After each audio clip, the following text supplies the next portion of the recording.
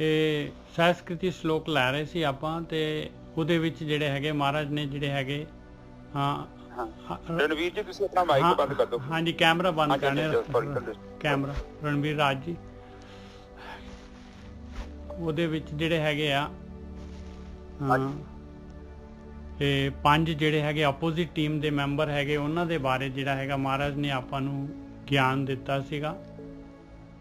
ਉਹਨਾਂ ਦੇ ਬਾਰੇ ਜਿਹੜਾ ਹੈਗਾ 4 ਹੋ ਗਏ ਆ, ਕਿਉਂਕਿ ਜਿਹੜਾ ਹੈ ਹੁਣ ਕੋਈ ਕਿਸੇ ਦਾ ਨਾਲ ਕਿਸੇ ਦਾ ਮੈਚ ਹੁੰਦਾ ਹੈ, ਦੇਖੋ ਆਪੋਜ਼ਿਟ ਟੀਮ ਦੇ ਜਿਹੜੇ ਹੈਗੇ ਉਹਦੇ ਵੀਡੀਓ ਦੇਖਦੇ ਆ, ਇੱਕ ਇੱਕ ਪਲੇਅਰ ਦੇ ਵੀਡੀਓ ਦੇਖਦੇ ਆ ਵੀ ਕਿਸ ਤਰ੍ਹਾਂ ਜਿਹੜਾ ਹੈਗਾ ਕ੍ਰਿਕਟ ਹੈ, ਕਿਸ ਤਰ੍ਹਾਂ ਬੈਟਿੰਗ ਕਰਦਾ ਹੈ, ਕਿੱਧਰ ਨੂੰ ਜ਼ਿਆਦਾ ਮਾਰਦਾ ਹੈ, ਕਿਹੜੇ ਪਾਸੇ ਨੂੰ, ਕੀ ਹੈ ਇਹਦਾ ਬॉलर ਕਿਵੇਂ ਆ, ਕਿਵੇਂ ਦੀ ਬॉलिंग ਕਰਦਾ ਹੈ, ਇੱਕ ਇੱਕ ਉਹਦਾ ਐਕਸ਼ਨ ਦੇਖਦੇ ਆ, ਫਿਰ ਉਹਦੀ ਤੋੜ ਕੱਢਦੇ ਆ। ਇਸੇ ਤਰੀਕੇ ਦੇ ਨਾਲ ਮਹਾਰਾਜ ਨੇ ਜਿਹੜਾ ਹੈਗਾ ਆਪਾਂ ਨੂੰ ਜਿਹੜੇ ਹੈਗੇ ਕਾਮ ਕ੍ਰੋਧ ਲੋਭ ਮੋਹ ਹੰਕਾਰ, ਇਹਨਾਂ ਦੇ ਬਾਰੇ ਆਪਾਂ ਨੂੰ ਗਿਆਨ ਦੇ ਰਿਹਾ ਹੈ ਮਹਾਰਾਜ, ਔਰ 4 ਦੇ ਬਾਰੇ ਆਪਾਂ ਨੂੰ ਗਿਆਨ ਦਿੱਤਾ ਹੈ ਮਹਾਰਾਜ ਨੇ। ਇਹ ਸਹਿਸਕ੍ਰਿਤੀ ਸ਼ਲੋਕ 5ਵੀਂ ਪਾਤਸ਼ਾਹੀ ਦੇ ਆਖਰੀ ਜਿਹੜੇ ਹੈਗੇ ਆ, ਅਸੀਂ ਹੁਣ 1358 ਨੰਬਰ ਤੇ ਹੈਗੇ ਆ ਅੰਗ ਦੇ ਉੱਤੇ, ਸੌਰੀ, ਤੇ ਜਿਹੜਾ ਹੈਗਾ 49 ਨੰਬਰ ਜਿਹੜਾ ਹੈਗਾ ਆਪਣਾ ਸ਼ਲੋਕ ਲੈ ਰਹੇ ਆ। ਤੇ ਸਭ ਤੋਂ ਪਹਿਲਾਂ ਮਹਾਰਾਜ ਨੇ ਆਪਾਂ ਨੂੰ ਜਿਹੜਾ ਹੈਗਾ ਲੋਭ ਨੂੰ ਲਿਆ ਸੀਗਾ, ਕਿਉਂਕਿ ਲੋਭ ਜਿਹੜਾ ਹੈਗਾ ਸਾਰੀ ਧਰਤ ਪਤਾਲ ਆਕਾਸ਼ ਹਰੇਕ ਜੀਵ ਦੇ ਨਾਲ ਲੋਭ ਹੈਗਾ। ਤੇ ਉਸ ਤੋਂ ਬਾਅਦ ਮਹਾਰਾਜ ਨੇ ਜਿਹੜਾ ਕਾਮ ਲਿਆ ਸੀਗਾ, ਫਿਰ ਕ੍ਰੋਧ ਲਿਆ ਸੀਗਾ, ਫਿਰ ਸਭ ਤੋਂ ਪਹਿਲਾਂ ਮੋਹ ਲਿਆ ਸੀਗਾ ਜੀ, ਮਾਫ ਕਰਨਾ, ਸਭ ਤੋਂ ਪਹਿਲਾਂ ਮੋਹ ਲਿਆ ਸੀਗਾ, ਉਸ ਤੋਂ ਬਾਅਦ ਜਿਹੜਾ ਕਾਮ ਲਿਆ ਸੀਗਾ, ਉਸ ਤੋਂ ਬਾਅਦ ਕ੍ਰੋਧ ਲਿਆ ਸੀਗਾ, ਉਸ ਤੋਂ ਬਾਅਦ ਲੋਭ ਲਿਆ ਸੀਗਾ, ਤੇ ਹੁਣ ਜਿਹੜਾ ਹੈਗਾ ਆਪਾਂ ਨੂੰ ਅਹੰਕਾਰ ਦੇ ਬਾਰੇ ਦੱਸ ਰਹੇ ਮਹਾਰਾਜ। हे जन्म मरण मूलं अहंकारं पाप आत्मा, जन्म मरण मूलं, हे जन्म मरण मूलं, कहते जन्म मरण का मूल है भाई ये हंकार, इंसान का हंकार जन्म मरण का मूल हैगा, और इंसान नू पापां दे विच लीन कर दिंदा है, जीव नू पापी बना दिंदा है। हे जन्म मरण मूलं अहंकारं पाप आत्मा मित्रंग तजंत, क्योंकि आत्मा दे अगे जिहड़ा हैगा वो मन जिहड़ा कारण शरीर जिहड़ा हैगा उन्हें चढ़ जाना है पाए, और जिहड़ा हैगा आपां आत्मा तक जिहड़ी हैगी उहनूं मैल नूं लाउण वास्ते फिर जिहड़ा हैगा आपां नूं जिहड़ा हैगा ध्यान सिमरन तो बगैर, भगती तो बगैर वो मैल नहीं लैंदी। हे जन्म मर, क्योंकि इंसान समझदा है मैं जिहड़ा हैगा मैं शरीर हैगा आ, मैं ये दुनिया जो पदार्थ जो आकार जो ये सारा जिहड़ा हैगा पंजां तत्तां दा जिहड़ा हैगा काल जिहड़ा हैगा अपोजिट टीम काल हैगी आ, काल दे हत्थ दे विच जिहड़ा हैगा काल दे वस च जिहड़े हैगे आ, इहनूं माया कह लो काल कह लो, इहदे वस जिहड़ी हैगी है ये अपोजिट टीम हैगी आ। ते उहने जिहड़ा हैगा जिस तरह इंसान जिहड़ा हैगा माँ दे पेट चों जिहड़ा हैगा बाहर निकलदा है, और फिर जिहड़ा हैगा काल जिहड़ा हैगा शुरू हो जाता है आखिरी दम तक, जन्म लैण तो बाद आखिरी मरण तक जिहड़ा हैगा काल जिहड़ा हैगा ये अपनियां ज्ञान इंद्रियां दे थ्रू तरह तरह का चोगा अपने कोल खिलार के रखता है भी ये किते जिहड़ा हैगा ये सुत्ता रहे इस तरीके दे नाल, मोह दे नाल, माया दे नाल, अटैचमेंट दे नाल, ये किते जाग ना जाए, ये किते ध्यान सिमरन करके जिहड़ा हैगा निकल ना जाए। मालक दी इस तरह की जिहड़ी हैगी आ अपोजिट टीम जिहड़ी है काल जिहड़ा ਉਹਨੂੰ ਜਿਹੜਾ ਮਾਇਆ ਜਿਹੜੀ ਹੈਗੀ ਉਹਨੂੰ ਇਹ ਹਿਦਾਇਤ ਹੈਗੀ ਉਹ ਮਾਲਕ ਦੀ ਜਿਹੜੀ ਹੈਗੀ ਬਜਾਉਂਦੀ ਹੈਗੀ ਭਾਈ, ਮਾਲਕ ਦੀ ਸੁਣਨੀ ਆ ਉਹਨੇ, ਆਪਣੀ ਨਹੀਂ ਸੁਣਨੀ ਉਹਨੇ।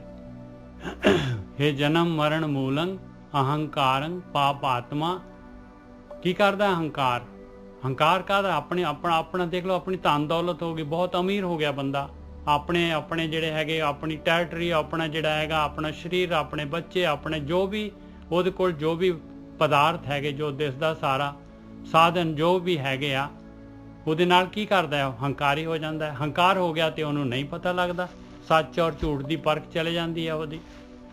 हे जन्म मरण मूलंग अहंकारंग पाप आत्मा मित्रंग तजंत सतरंग दृढ़ंत अनिक माया विस्थिर ने, ਉਹਨੂੰ ਨਹੀਂ ਪਤਾ ਲੱਗਦਾ ਵੀ ਆ ਮੇਰਾ ਮਿੱਤਰ ਹੈਗਾ ਤੇ ਆ ਮੇਰਾ ਸ਼ਤਰੂ ਹੈਗਾ। ਉਹ ਕੀ ਕਰਦਾ ਹੈ, ਮਿੱਤਰ ਜਿਹੜੇ ਹੁੰਦੇ ਆ ਜਿਹੜੇ ਉਹਦਾ ਭਲਾ ਸੋਚਦੇ ਆ, ਭਲੇ ਗੁਣ ਜਿਹੜੇ ਹੈਗੇ ਉਹਨਾਂ ਨੂੰ ਛੱਡ ਦਿੰਦਾ ਹੈ।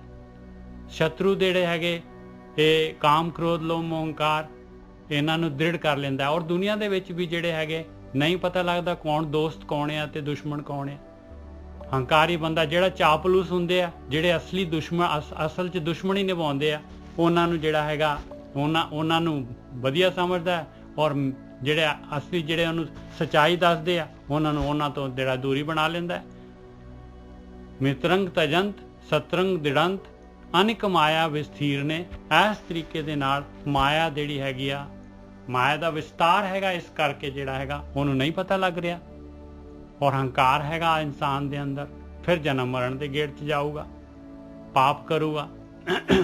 ਆਵੰਤ ਜਾਵੰਤ ਥਕੰਤ ਜੀਆ, ਕਹਿੰਦੇ ਜੀਵ ਜਿਹੜੇ ਹੈਗੇ ਆਉਂਦੇ ਜਾਂਦੇ ਜਿਹੜੇ ਜੂਨਾਂ ਦੇ ਵਿੱਚ ਭਟਕਦੇ ਥੱਕ ਜਾਂਦੇ ਆ ਭਾਈ।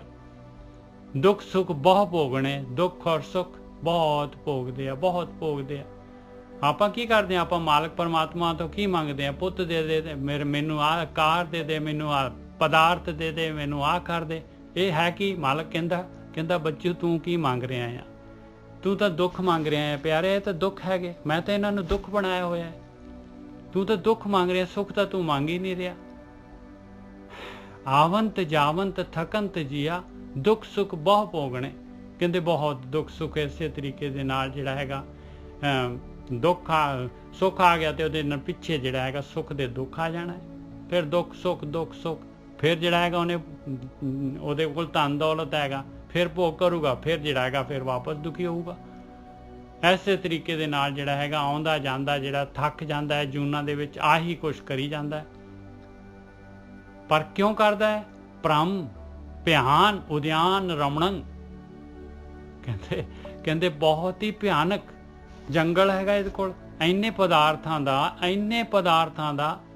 ਪਦਾਰਥਾਂ ਦਾ ਭਿਆਨਕ ਜੰਗਲ ਹੈਗਾ। ਭਰਮ ਜਾਂ ਧੋਖਾ ਹੈਗਾ, ਟਰੈਪ ਹੈਗਾ। ਉਹਨੂੰ ਸੱਚ ਸਮਝ ਰਿਹਾ ਹੈ ਜੰਗਲ ਨੂੰ, ਪਦਾਰਥਾਂ ਨੂੰ, ਭੋਗਾਂ ਨੂੰ। ਭਰਮ ਭਿਆਨ ਉਦਿਆਨ ਰਮਣੰ, ਉਹਦੇ 'ਚ ਹੀ ਰਮੀ ਜਾ ਰਿਹਾ ਹੈ, ਬਸ ਉਹਦੇ ਵਿੱਚ ਹੀ ਪੂਰੀ ਤਰ੍ਹਾਂ ਖੁੱਭਿਆ ਹੋਇਆ ਹੈ। ਮਹਾ ਵਿਕਟ ਅਸਾਧ ਰੋਗਣਾ, ਕਹਿੰਦੇ ਤਾਂ ਬਹੁਤ ਹੀ ਭਿਆਨਕ ਰੋਗ ਹੈਗੇ ਭਾਈ, ਇਹ ਤਾਂ ਰੋਗ ਹੈਗੇ। ਮਾਇਆ ਜੀਵੜ ਦੁੱਖ ਨਾ ਕੋਈ, ਮਾਇਆ ਤਾਂ ਪੂਰੀ ਜਿਹੜੀ ਹੈ ਜ਼ਬਰਦਸਤ, ਕਹਿੰਦੇ ਇਹ ਤਾਂ ਰੋਗ ਚਿੰਬੜ ਗਏ ਇਹਨੂੰ। ਅਸਾਧ ਰੋਗ, ਐਸੇ ਰੋਗ ਜਿਹੜੇ ਕਿ ਜਿਨ੍ਹਾਂ ਦਾ ਇਲਾਜ ਬਹੁਤ ਮੁਸ਼ਕਲ ਆ, ਜਿਨ੍ਹਾਂ ਨੂੰ ਦੂਰ ਕਰਨਾ ਬਹੁਤ ਮੁਸ਼ਕਲ ਆ। ਅਸਾਧ ਰੋਗ ਪੈਦਾ ਹੋ ਜਾਂਦੇ ਆ ਇਸ ਉਦਿਆਨ ਦੇ ਨਾਲ, ਇਸ ਚੋਗੇ ਦੇ ਨਾਲ ਜੋ ਖਿਲਾਰਿਆ ਹੋਇਆ ਮਾਲਕ ਪਰਮਾਤਮਾ ਨੇ। ਭਰਮ ਭਿਆਨ ਉਦਿਆਨ ਰਮਣੰ ਮਹਾ ਵਿਕਟ ਅਸਾਧ ਰੋਗਣੇ, ਵੈਦਯੰਗ ਪਾਰ ਬ੍ਰਹਮ ਪਰਮੇਸ਼ਵਰ, ਅਰਾਧ ਨਾਨਕ ਹਰ ਹਰ ਹਰੇ। ਕਹਿੰਦੇ ਇਹਦਾ ਵੀ ਇਲਾਜ ਹੈਗਾ, ਇਹਦਾ ਵੀ ਡਾਕਟਰ ਹੈਗਾ, ਉਹ ਪਾਰ ਬ੍ਰਹਮ ਪਰਮੇਸ਼ਰ। ਉਹਨੇ ਬ੍ਰਹਮ ਗਿਆਨੀ ਜਿਹੜੇ ਹੈਗੇ ਦੁਨੀਆ ਦੇ ਵਿੱਚ ਬ੍ਰਹਮ ਗਿਆਨ ਦਿੱਤਾ ਹੋਇਆ, ਇਹਦਾ ਇਲਾਜ ਪੂਰਾ ਦਾ ਪੂਰਾ ਉਹਦੇ ਵਿੱਚ ਲਿਖਿਆ ਹੋਇਆ, ਪੂਰਾ ਦਾ ਪੂਰਾ ਇਲਾਜ ਹੈਗਾ ਬ੍ਰਹਮ ਗਿਆਨੀਆਂ ਦੇ ਕੋਲ। ਉਹਨਾਂ ਨੇ ਇਸ ਰੋਗ ਦਾ ਇਲਾਜ ਕਰ ਲਿਆ, ਔਰ ਦੂਸਰਿਆਂ ਨੂੰ ਵੀ ਜਿਹੜੇ ਹੈਗੇ ਗਿਆਨ ਦਿੰਦੇ ਆ ਬਈ ਤੁਸੀਂ ਵੀ ਆਪਣਾ ਇਲਾਜ ਕਰ ਲਓ। ਇਹ ਨਹੀਂ ਵੀ ਆਪ ਕਰਕੇ ਤੇ ਆਪਣਾ ਜਿਹੜਾ ਹੈਗਾ ਸਵਸਥ ਹੋ ਗਏ ਤੇ ਦੂਜਿਆਂ ਨੂੰ ਜਿਹੜਾ ਹੈਗਾ ਛੱਡਤਾ, ਚਲੋ ਆਪਾਂ ਨੇ ਕੀ ਕਰਨਾ, ਗਮਰੋੜ ਹੋ ਗਏ ਬਈ ਦੂਸਰੇ ਦਾ ਕੁਝ ਕਰਨਾ ਹੀ ਨਹੀਂ। ਉਹ ਤਾਂ ਹੋਕਾ ਦਿੰਦੇ ਆ ਵੀ ਆਓ ਆ ਕੇ ਇਲਾਜ ਕਰਾ ਲਓ ਆਪਣਾ। ਵੈਦਯੰਗ ਪਾਰ ਬ੍ਰਹਮ ਪਰਮੇਸ਼ਵਰ, ਉਹ ਮਾਲਕ ਪਰਮਾਤਮਾ ਵੈਦ ਹੈਗਾ, ਡਾਕਟਰ ਹੈਗਾ ਭਾਈ। ਅਰਾਧ ਕਰ, ਸਿਮਰਨ ਕਰ, ਧਿਆਨ ਸਿਮਰਨ ਕਰ, ਨਾਨਕ ਹਰ ਹਰ ਹਰੇ। ਉਸ ਮਾਲਕ ਪਰਮਾਤਮਾ ਦਾ ਨਾਮ, ਉਹਦਾ ਧਿਆਨ ਸਿਮਰਨ ਕਰ ਭਾਈ। ਆਹ ਦਵਾਈ ਹੈਗੀ, ਇਹ ਦਵਾਈ ਨੂੰ ਖਾ, ਇਹਦੇ ਜਿਹੜੇ ਹੈਗੇ ਜੋ ਇਹਦਾ ਦੱਸਿਆ ਪਰਹੇਜ, ਉਸ ਦੇ ਹਿਸਾਬ ਦੇ ਨਾਲ ਦਵਾਈ ਨੂੰ ਖਾ।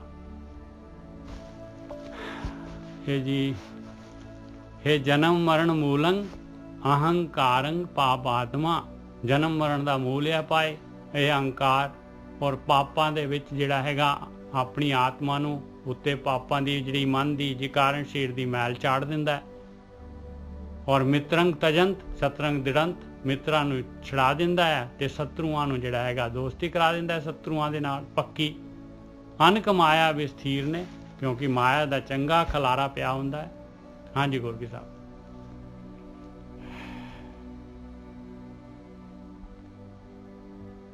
ਹਾਂਜੀ ਠੀਕ ਹੈ ਜੀ। ਵਾਹਿਗੁਰੂ ਜੀ ਕਾ ਖਾਲਸਾ ਤੇ ਵਾਹਿਗੁਰੂ ਜੀ ਕੀ ਫਤਿਹ। ਸਾਸ ਅੱਜ ਦੀ ਵਿਚਾਰ ਕਰਨ ਤੋਂ ਪਹਿਲਾਂ 1 ਮਿੰਟ ਆਪਾਂ ਸੁੱਖ ਤੇ ਦੁੱਖ ਤੇ ਲਾਉਣਾ ਹੈ। ਇਹ ਬੜੇ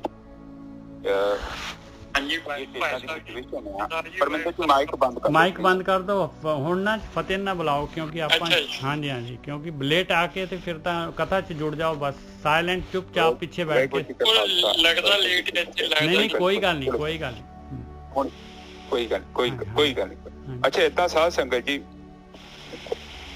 10-15 ਮਿੰਟ ਪਹਿਲਾਂ ਹੀ ਮੇਰੇ ਮਨ 'ਚ ਵਿਚਾਰ ਆਈ ਬੰਦੇ ਦੀ ਜ਼ਿੰਦਗੀ 'ਚ ਦੋ ਚੀਜ਼ਾਂ ਬਹੁਤ ਪਾਵਰਫੁਲ ਆਉਂਦੀਆਂ ਨੇ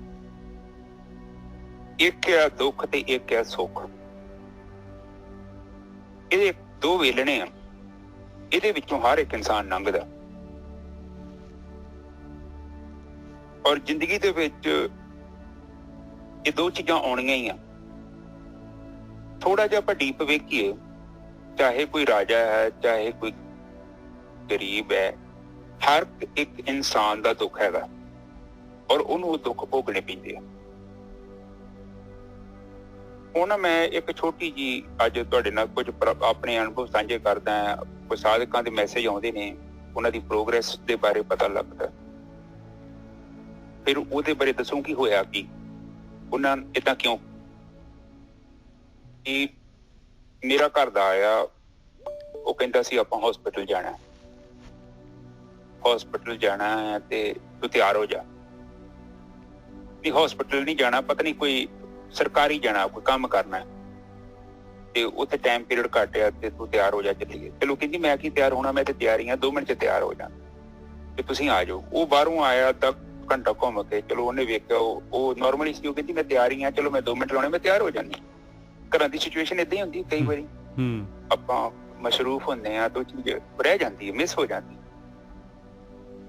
ਉਹ ਬੰਦਾ ਜਿਹੜਾ ਬੋਲਣਾ ਸ਼ੁਰੂ ਕਰਦਾ ਕਿ ਤੂੰ ਮੇਰਾ ਕਹਿਣਾ ਨਹੀਂ ਮੰਨਦੀ ਮੈਂ ਤੈਨੂੰ ਕਿਹਾ ਤਾਂ ਤੂੰ ਕੀਤਾ ਨਹੀਂ ਇਹ ਜਦੋਂ ਇਹ ਪਤਾ ਕੀ ਹੁੰਦਾ ਕਿ ਮੈਂ ਦੱਸਾਂਗਾ ਅੱਗੇ ਜਾ ਕੇ ਇਹ ਕੀ ਹੋ ਏਦਾਂ ਆਪਾਂ ਕਿਉਂ ਕਰਦੇ ਹਾਂ ਚਲੋ ਉਹ ਕੁੜੀ ਤੇ ਸਾਧਕ ਹੈਗੀ ਹੈ ਔਰ ਉਹਦੇ ਲਈ ਬੜਾ ਵਧੀਆ ਮੌਕਾ ਸੀ ਇਹ ਤੋਂ ਵਧੀਆ ਮੌਕਾ ਕਿੱਥੇ ਅਗਲੇ ਬੰਦੇ ਨੂੰ ਗੁੱਸਾ ਚੜਿਆ ਔਰ ਤੁਸੀਂ ਸਾਧਕ ਜੋ ਇਮਤਿਹਾਨ ਦੀ ਘੜੀ ਸ਼ੁਰੂ ਹੋ ਗਈ ਉਹ ਕਹਿੰਦੀ ਮੈਂ ਸ਼ਾਂਤੀ ਇਹਨਾਂ ਵੀਰ ਜੀ ਨੂੰ ਆਬਜ਼ਰਵ ਕੀਤਾ ਉਹ 5 ਮਿੰਟ ਮੇਰੇ ਨਾਲ ਬੋਲੇ ਬਹੁਤ ਬੋਲੇ ਕਿ ਤੈਨੂੰ ਮਾਸਾ ਵੀ ਨਹੀਂ ਪਤਾ ਤੂੰ ਮੇਰੀਆਂ ਗੱਲਾਂ ਦਾ ਧਿਆਨ ਨਹੀਂ ਦਿੰਦੀ ਮੈਂ ਤੈਨੂੰ ਕਹਿੰਦਾ ਵਾ ਤੂੰ ਕਰਦੀ ਕੁਝ ਹੋ ਰਿਹਾ ਹੁਣ ਤੈਨੂੰ ਮੈਂ ਕਿਹਾ ਸੀ ਉਹ ਜੇ ਬੰਦ ਹੋ ਗਈ ਆਫਿਸ ਤੇ ਫਿਰ ਆਪਾਂ ਕੀ ਕਰਾਂਗੇ ਫਿਰ ਅਨਨੈਸੈਸਰੀ ਗੱਲਾਂ ਉਸ ਇਨਸਾਨ ਨੇ ਜੋੜੀਆਂ ਘੱਟੋ ਘੱਟ 5 ਤੋਂ 7 ਮਿੰਟ ਬੋਲਦਾ ਰਿਹਾ ਇਹ ਕਹਿੰਦੀ ਕਿ ਮੈਂ ਚੁੱਪ ਕਰਕੇ ਆਬਜ਼ਰਵ ਕਰਦੀ ਰਹੀ ਉਹਨੂੰ ਵੇਂਦੀ ਰਹੀ ਤੇ ਮੈਂ ਹੱਸਦੀ ਰਹੀ 7 ਮਿੰਟਾਂ ਬਾਅਦ ਜਦੋਂ ਬੋਲ ਲਿਆ ਬੰਦੇ ਨੇ ਉਹ ਸ਼ਾਂਤ ਹੋ ਗਿਆ ਅੱਗੋਂ ਵੀ ਹੱਸਣ ਡਿਆ ਕਹਿੰਦਾ ਯਾਰ ਮੈਂ ਬੜਾ ਹੈਰਾਨ ਹੋ ਗਿਆ ਤੁਸੀਂ ਬੋਲੇ ਨਹੀਂ ਤੁਸੀਂ ਕੋਈ ਰਿਐਕਸ਼ਨ ਨਹੀਂ ਕੀਤਾ ਨਾਰਮਲੀ ਮੈਂ ਥੋੜੀ ਜਿਹੀ ਗੱਲ ਕਰਦਾ ਸਾਂ ਤੇ ਤੁਸੀਂ ਸਟਾਰਟ ਹੋ ਜਾਂਦੇ ਸੀ ਇੰਜਣ ਦੇ ਵਾਂਗੂ ਜਦੋਂ ਕੁੱਤੇ ਦੀ ਪੂਛ ਤੇ ਪੈਰ ਰੱਖਿਆ ਕੁੱਤੇ ਨੇ ਭੌਂਕਣਾ ਸ਼ੁਰੂ ਕਰਤਾ ਬੰਦਾ ਏਦਾਂ ਹੀ ਕਰਦਾ ਜੀ ਤੇ ਕਹਿੰਦੀ ਮੈਂ ਹੈਰਾਨ ਹੋ ਗਿਆ ਯਾਰ ਕਹਿੰਦਾ ਤੇਰੇ ਜਿੰਨਾ ਬਦਲਾਓ ਇੰਨੀ ਚੇਂਜਿਸ ਬਹੁਤ ਜ਼ਿਆਦਾ ਚੇਂਜਿਸ ਬਹੁਤ ਜ਼ਿਆਦਾ ਫੋਨ ਆਉਂਦੇ ਨੇ ਲੋਕਾਂ ਦੇ ਉਹਨਾਂ ਦੇ ਜੀਵਨ 'ਚ ਬਹੁਤ ਜ਼ਿਆਦਾ ਬਦਲਾਅ ਹੋਇਆ ਉਹਦਾ ਕਾਰਨ ਮੈਂ ਤੁਹਾਨੂੰ ਦੱਸਦਾ ਕੀ ਹੋਇਆ